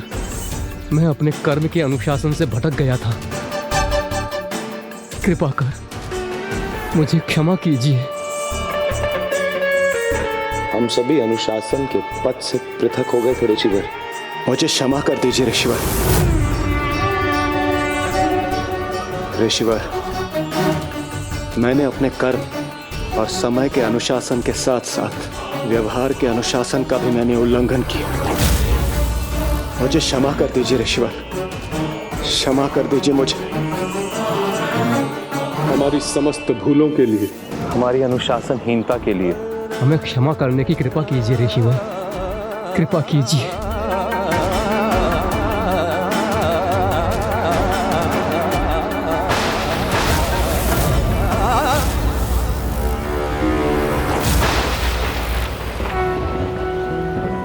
सरलता से प्राप्त हुई क्षमा और वरदान दोनों का ही महत्व है, अधिकतर शीघ्र ही लुप्त हो जाता है।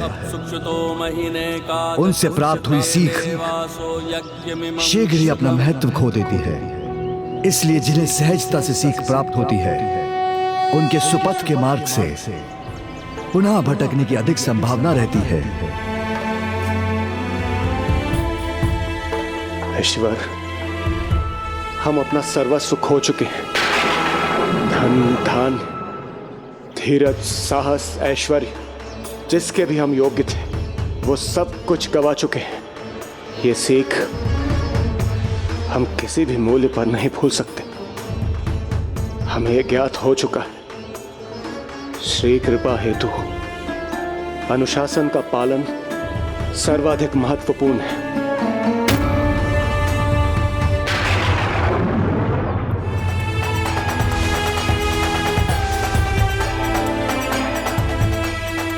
आप सभी अब ये तो अवश्य समझ गए होंगे, अनुशासनहीन होने का परिणाम श्रीहीन होना, जिसमें तनिक भी विलंब नहीं होता। किंतु अभी भी अनुशासन का पाठ सीखने हेतु आप सभी को अभी और श्रम करना होगा। जिस प्रकार अपने विचारों का मंथन कर आपको अपनी भूल का आभास हुआ है, उसी प्रकार अपनी श्रीहीन अवस्था से मुक्ति पाने के लिए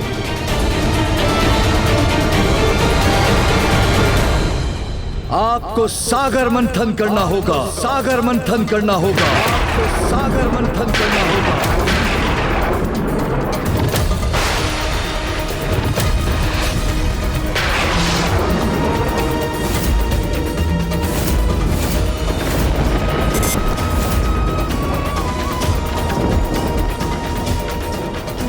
सागर मंथन, वो भी अपनी शक्तिहीन अवस्था में, हम कैसे संभव करेंगे ऋषिवर?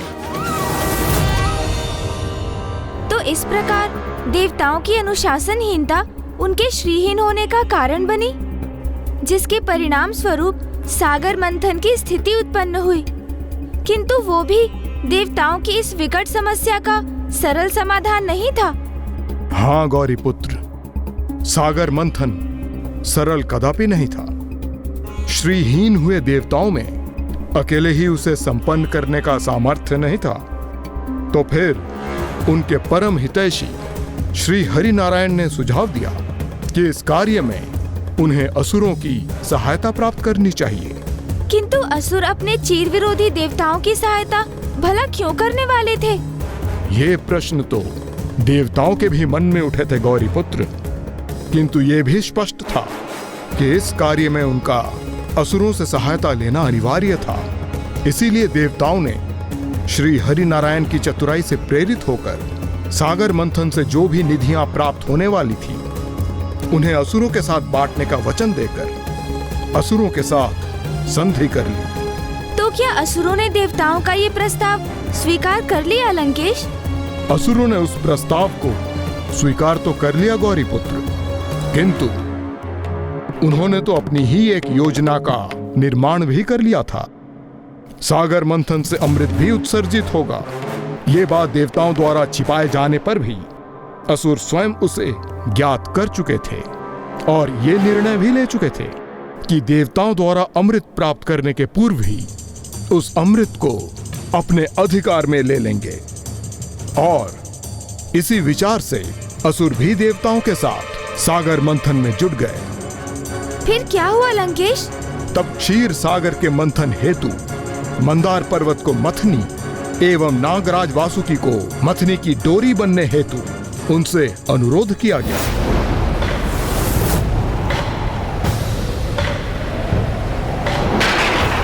फिर आरंभ हुआ उस अकल्पनीय अद्भुत घटना, अर्थात महान सागर मंथन का, जिसमें देवता और असुर सम्मिलित रूप से भागी बने। असुराज बलि की, असुराज बलि की, असुराज बलि की। हर हर महादेव, जय श्री नारायण। हर हर महादेव, जय श्री नारायण।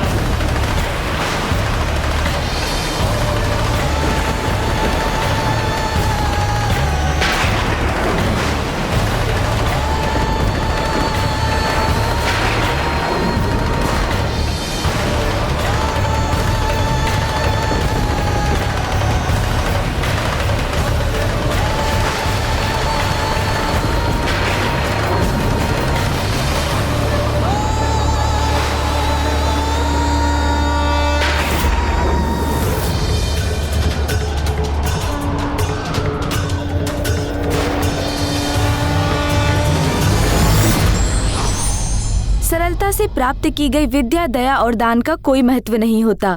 इसलिए सुपात्रों को ही इनका अधिकारी बनाना चाहिए।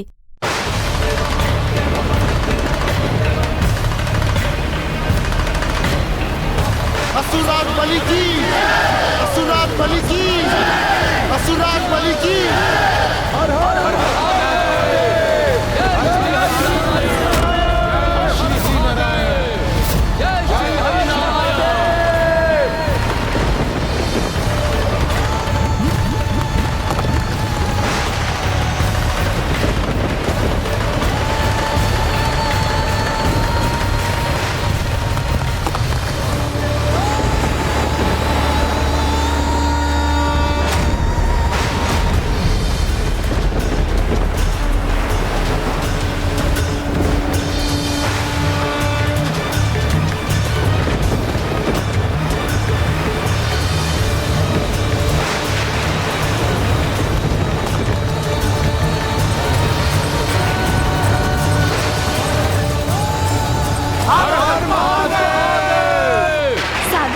की प्रक्रिया आरंभ हो गई लंकेश।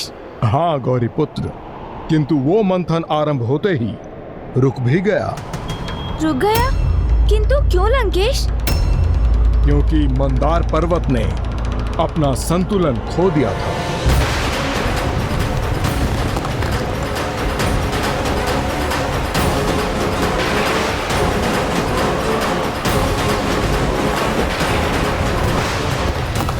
कैसे अनिष्ट है ये?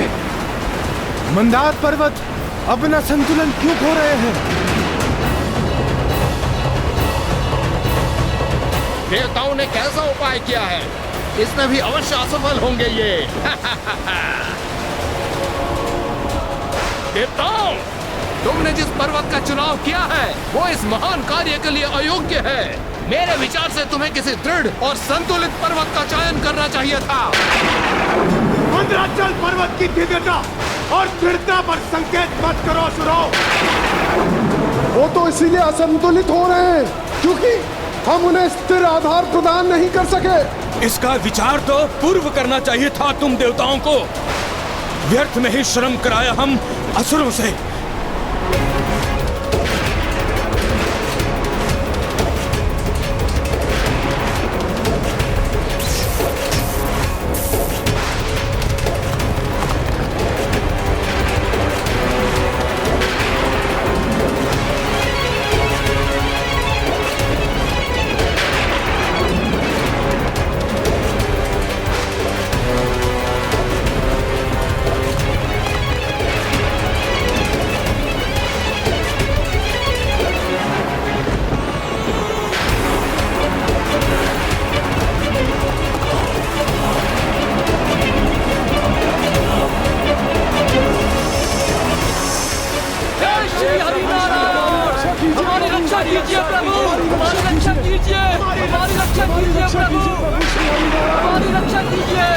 तो अवश्य यही समय रहा होगा जब प्रभु श्री हरि नारायण कूर्म अवतार लेकर मंदार पर्वत के आधार बने होंगे।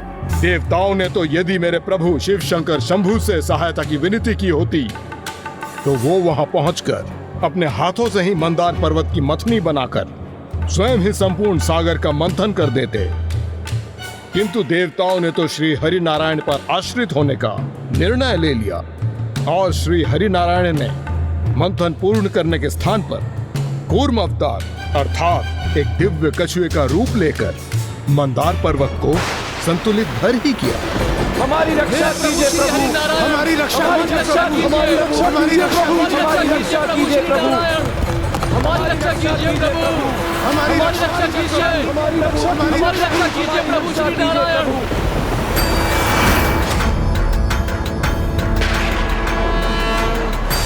हमारी रक्षा कीजिए प्रभु,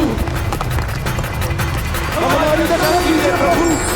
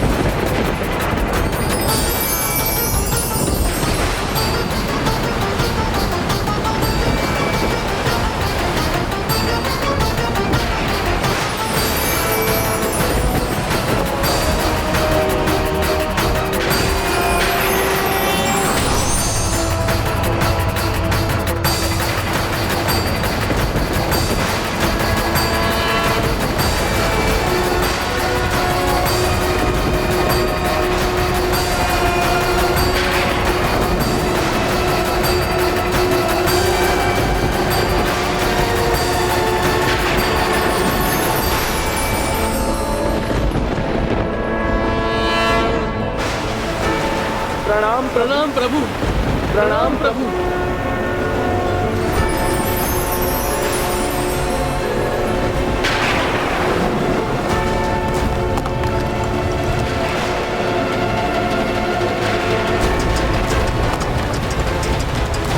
इन प्रयासों का क्या लाभ?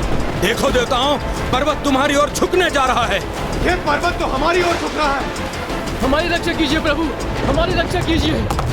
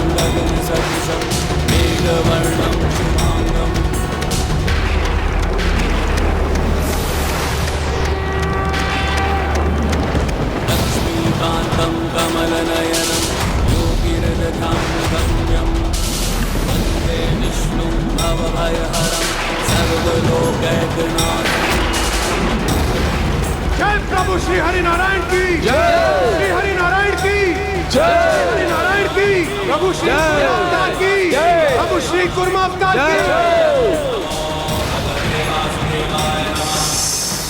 हर हर महादेव। जय प्रभु श्री हरि नारायण, हर हर महादेव। जय प्रभु श्री हरि नारायण। तो जब प्रभु श्री हरि नारायण ने अपने कूर्म अवतार में मंदार पर्वत को सुदृढ़ आधार प्रदान किया, तब उसके उपरांत तो मंथन की प्रक्रिया सफलतापूर्वक पूर्ण हो गई होगी ना लंकेश? हाँ गौरी पुत्र, किंतु जैसा ऋषि दुर्वासा ने कहा था, ये इतना सहज नहीं था। शीघ्र ही सागर मंथन की ये महान घटना एक भयावह दुर्घटना में परिवर्तित होने वाली थी, क्योंकि सागर मंथन से जो सर्वप्रथम उत्सर्जित हुआ था वो भीषण विष हलाहल था।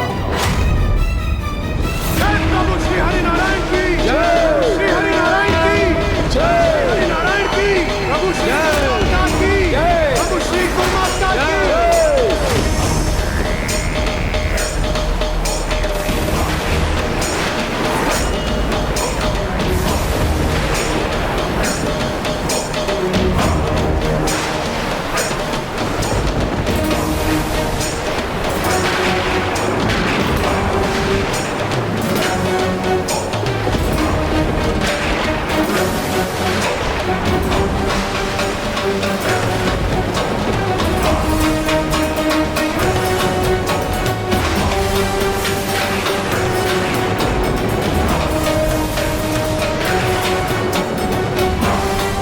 जैसे कोई विशैला श्याम मेघ सर्वत्र छा रहा हो, जो हमें अपने भीतर लीलने के लिए प्रकट हुआ हो।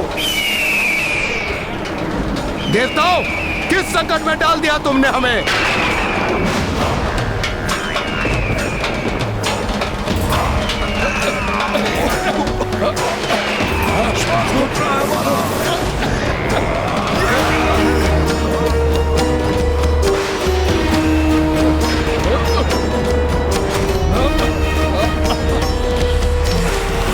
रोको, रोक दो इस मंथन को। ये तो ज्ञात हो हमें कि ये क्या है जो नागराज वासुकी के विष से भी अधिक विशाला है। हलाहल विष है ये, सर्वाधिक विनाशकारी।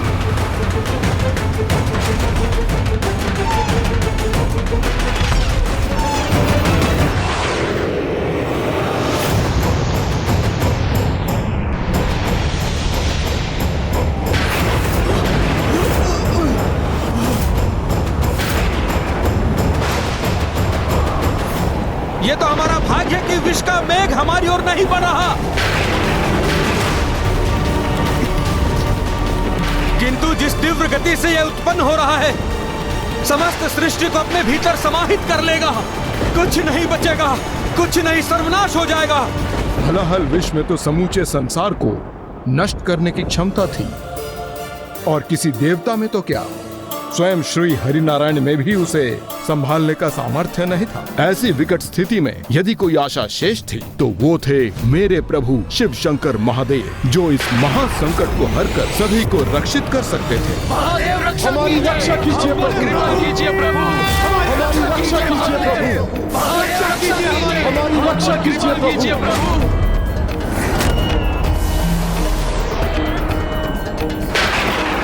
हे प्रभु, हमारी रक्षा कीजिए प्रभु, रक्षा कीजिए हमारी रक्षा कीजिए प्रभु।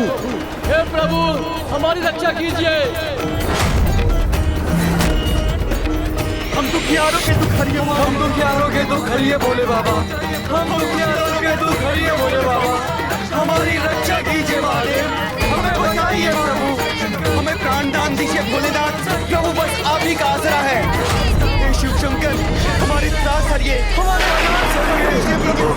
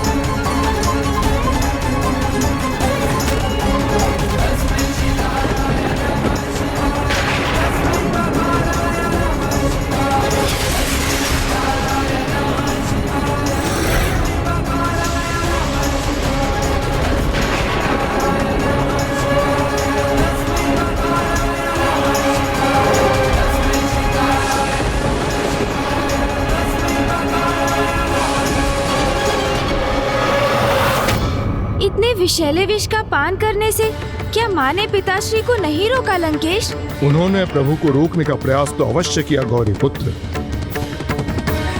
किंतु जब मेरे प्रभु ने उनके पतिव्रत और सदा सुहागन होने का विश्वास दिलाया तो फिर उन्होंने प्रभु के मार्ग को बाधित नहीं किया, और फिर अगले ही पल जगत कल्याण हेतु प्रभु शिव शंकर शंभु ने उस हलाहल विष को ग्रहण करना आरंभ कर दिया।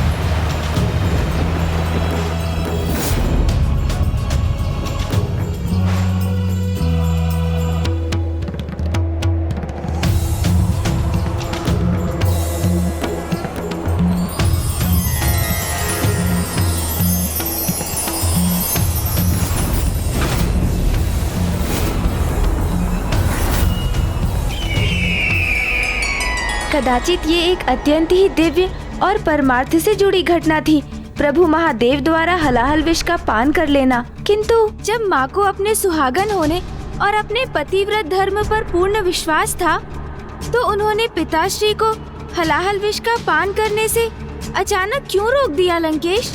आप तो ज्ञान के सागर हैं, इसलिए आपके सभी प्रश्नों के उत्तर तो आपको स्वयं ज्ञात है। और जो ओम ज्ञानाय नमः, ओम विज्ञानाय नमः के जाप से आपका स्मरण करते हैं, ज्ञान विज्ञान के क्षेत्र में वो भी सबसे श्रेष्ठ रहते हैं। तो ज्ञान दाता ज्ञानाय गौरी पुत्र गणेश, इस प्रश्न का उत्तर तो आप स्वयं ही दीजिए। उचित है लंकेश, किंतु मुझे इस पर विचार करने का तनिक अवकाश दीजिए।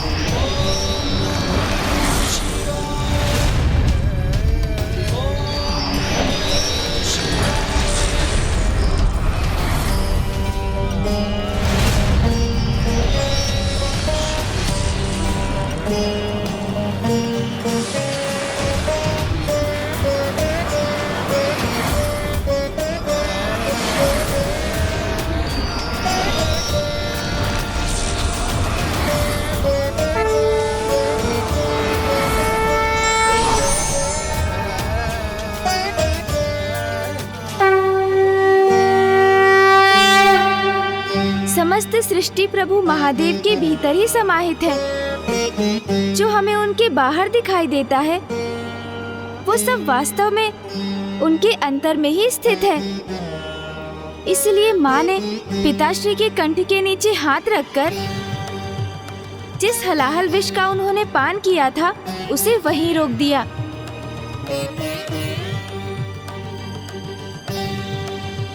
जिससे उनके उदर में उतरकर उस विनाशकारी विष का विस्तार समस्त सृष्टि में ना हो जाए।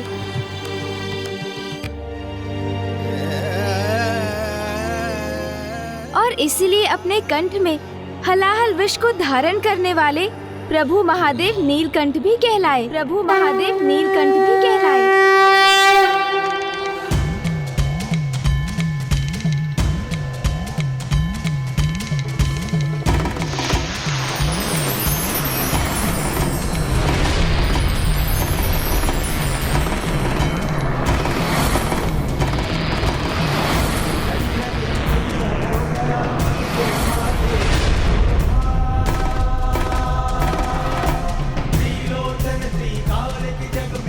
नीलकंठ महादेव, नीलकंठ महादेव, नीलकंठ महादेव। हे नीलकंठ महादेव, आपके इस महात्याग के लिए आपको कोटि कोटि नमन।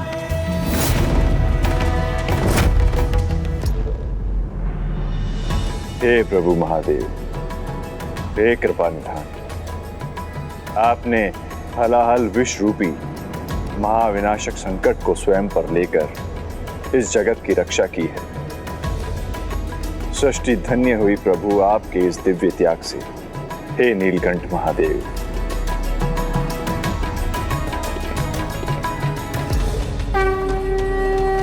प्रभु नीलकंठ महादेव। प्रभु नीलकंठ महादेव की जय। प्रभु नीलकंठ महादेव की जय। प्रभु नीलकंठ महादेव की जय। प्रभु नीलकंठ महादेव की जय।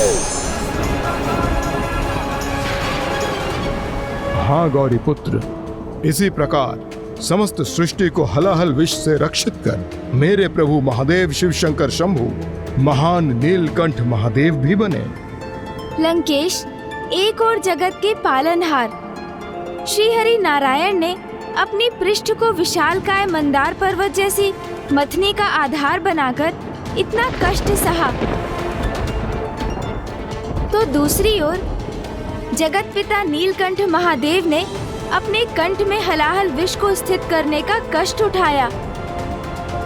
अर्थात दोनों प्रभु जगत कल्याण हेतु कितना त्याग कर रहे थे ना लंकेश। किंतु गौरी पुत्र, मेरे प्रभु महादेव शिवशंकर शंभु से श्री हरि नारायण की तुलना भला कहाँ संभव है, क्योंकि वो विष आज तक मेरे प्रभु शिवशंकर शंभु के कंठ में ही है। अर्थात संसार को विनाशकारी कष्ट से रक्षित करने हेतु प्रभु तो सदैव जगत की रक्षा एवं पालन करने का कर्तव्य निभाने के लिए तत्पर रहते हैं। यही तो स्वयं ईश्वर का अनुशासन है, उनका दायित्व है। फिर वो ईश्वर ब्रह्मदेव, नारायण अथवा महेश्वर ही क्यों ना हो, किंतु लंकेश अन्य सभी अवतारों के समान अपने नीलकंठ स्वरूप से भी महादेव ने जगत को एक अत्यंत महत्वपूर्ण सीख प्रदान की कि कभी कभी नकारात्मक विनाशक शक्तियों को प्रभावहीन करने का एकमात्र उपाय है कि जहां वो स्थित है उन्हें वहीं सीमित करना, जिससे वो विस्तार ही ना कर सकें। फिर वो अत्यंत विनाशक विष हलाहल ही क्यों ना हो। आपने सर्वथा उचित कहा गौरी पुत्र। किंतु लंकेश, पुनः सागर मंथन की कथा पर लौटकर मुझे आगे की कथा सुनाने की कृपा कीजिए। क्या उस मंथन के परिणाम स्वरूप अब माता लक्ष्मी सागर से उत्सर्जित हुई अथवा अमृत कलश? अमृत की प्रतीक्षा तो सुर और असुर दोनों को ही थी।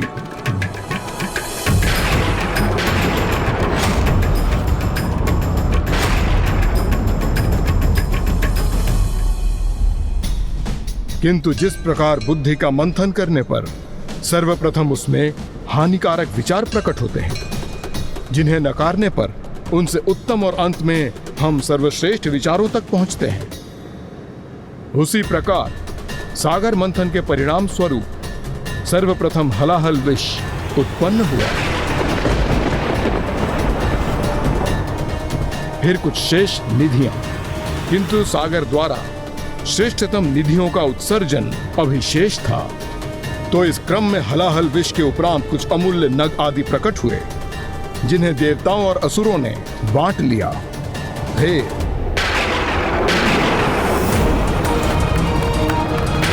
जय हरि नारायण, जय हरि नारायण, जय हरि नारायण, जय हरि नारायण।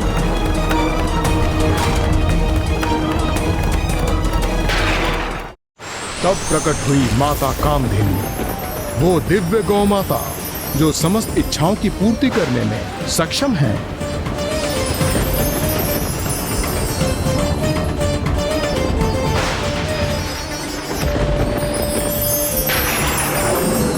प्रणाम माता कामधेनु, प्रणाम कामधेनु माता।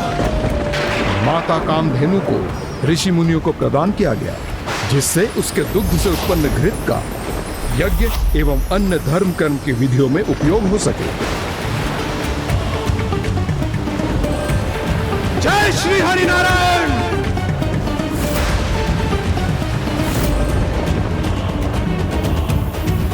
उसके उपरांत सर्वाधिक मूल्यवान रत्न कौस्तुभ मणि का उत्सर्जन हुआ।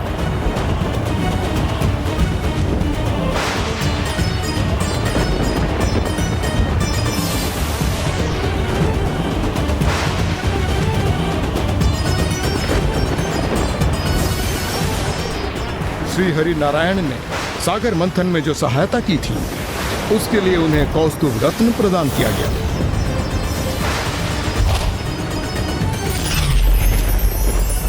और आपको तो ज्ञात ही है गौरी पुत्र, मेरे प्रभु शिवशंकर शंभु तो इन मूल्यवान निधियों से दूर ही रहते हैं। तो जब वो समस्त निधियां ऋषियों और देवताओं के मध्य बांटी जा रही थी, तो क्या असुरों को अपने तिरस्कार का अनुभव नहीं हो रहा था लंकेश? नहीं गौरी पुत्र, असुरों को शांत रखने के लिए उन्हें भी तो मंथन से प्राप्त हुए कई रत्न आदि दिए जा चुके थे। किंतु वो तो श्रेष्ठतम निधि की प्रतीक्षा में ही स्वयं को संयमित रखे हुए थे, और अब सागर ने जिसका उत्सर्जन किया उसने तत्काल असुरों का ध्यान अपनी ओर आकर्षित किया, और वो थी मदिरा धारण किए हुए देवी वारुणी। और फिर जैसे ही असुरों ने उन्हें देखा, उन्होंने उस पर अपना अधिकार घोषित करना आरंभ कर दिया।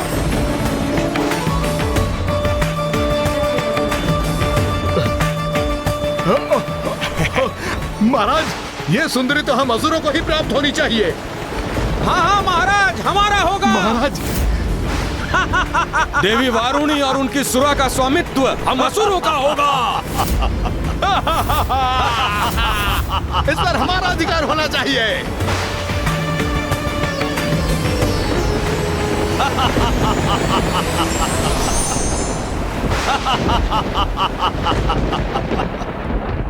कुवृत्तियां जिनका स्वभाव है, वो असुर मादक सुरा के प्रति आकर्षित हुए, किंतु सुरापान तो पंच महापापों में से एक है, जो उसका पान करने वाले का जीवन ही नहीं, अपितु उस पर निर्भर उसके परिजनों के जीवन को भी नष्ट कर देती है।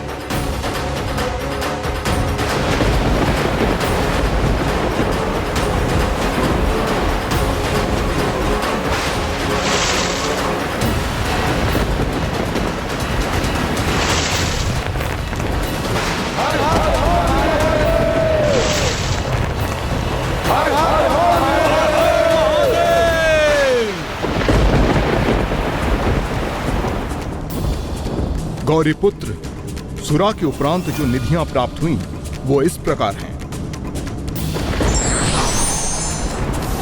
फिर दिव्य पुष्प प्रदान करने वाले पारिजात वृक्ष उत्सर्जित हुए, जिनकी कोंपनें न कभी कमलाती हैं और ना ही मुरझाती हैं। पारिजात वृक्ष देवराज इंद्र को प्राप्त हुए और इंद्रलोक में स्थित किए गए।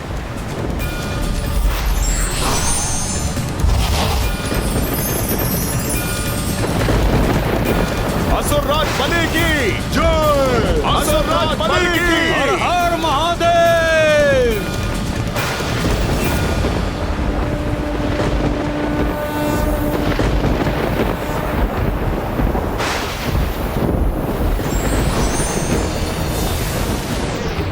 फिर प्रकट हुए दिव्य कल्प वृक्ष, जो किसी भी कामना को पूर्ण कर सकते हैं।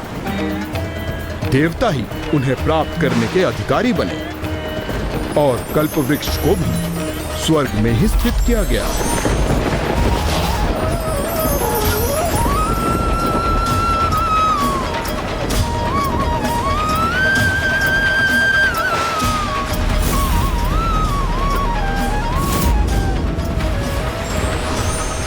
फिर देवराज इंद्र के वाहन महान गज ऐरावत उत्सर्जित हुए, जिन्हें प्रभु ऋषि दुर्वासा के शाप के उपरांत देवराज खो चुके थे।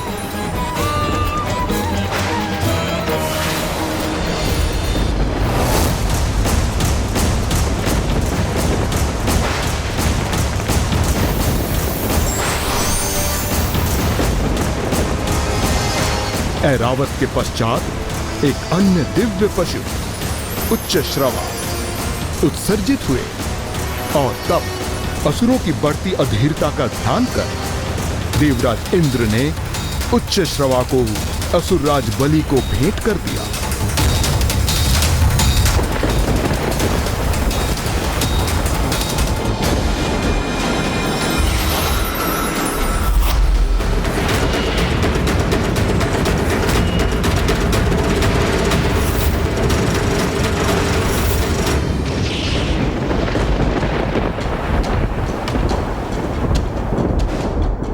अर्थात देवराज इंद्र किसी भी प्रकार का पक्षपात नहीं करना चाहते थे।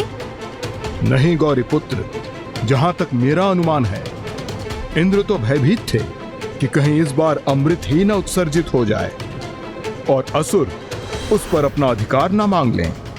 किंतु फिर सागर ने किसे प्रकट किया लंकेश?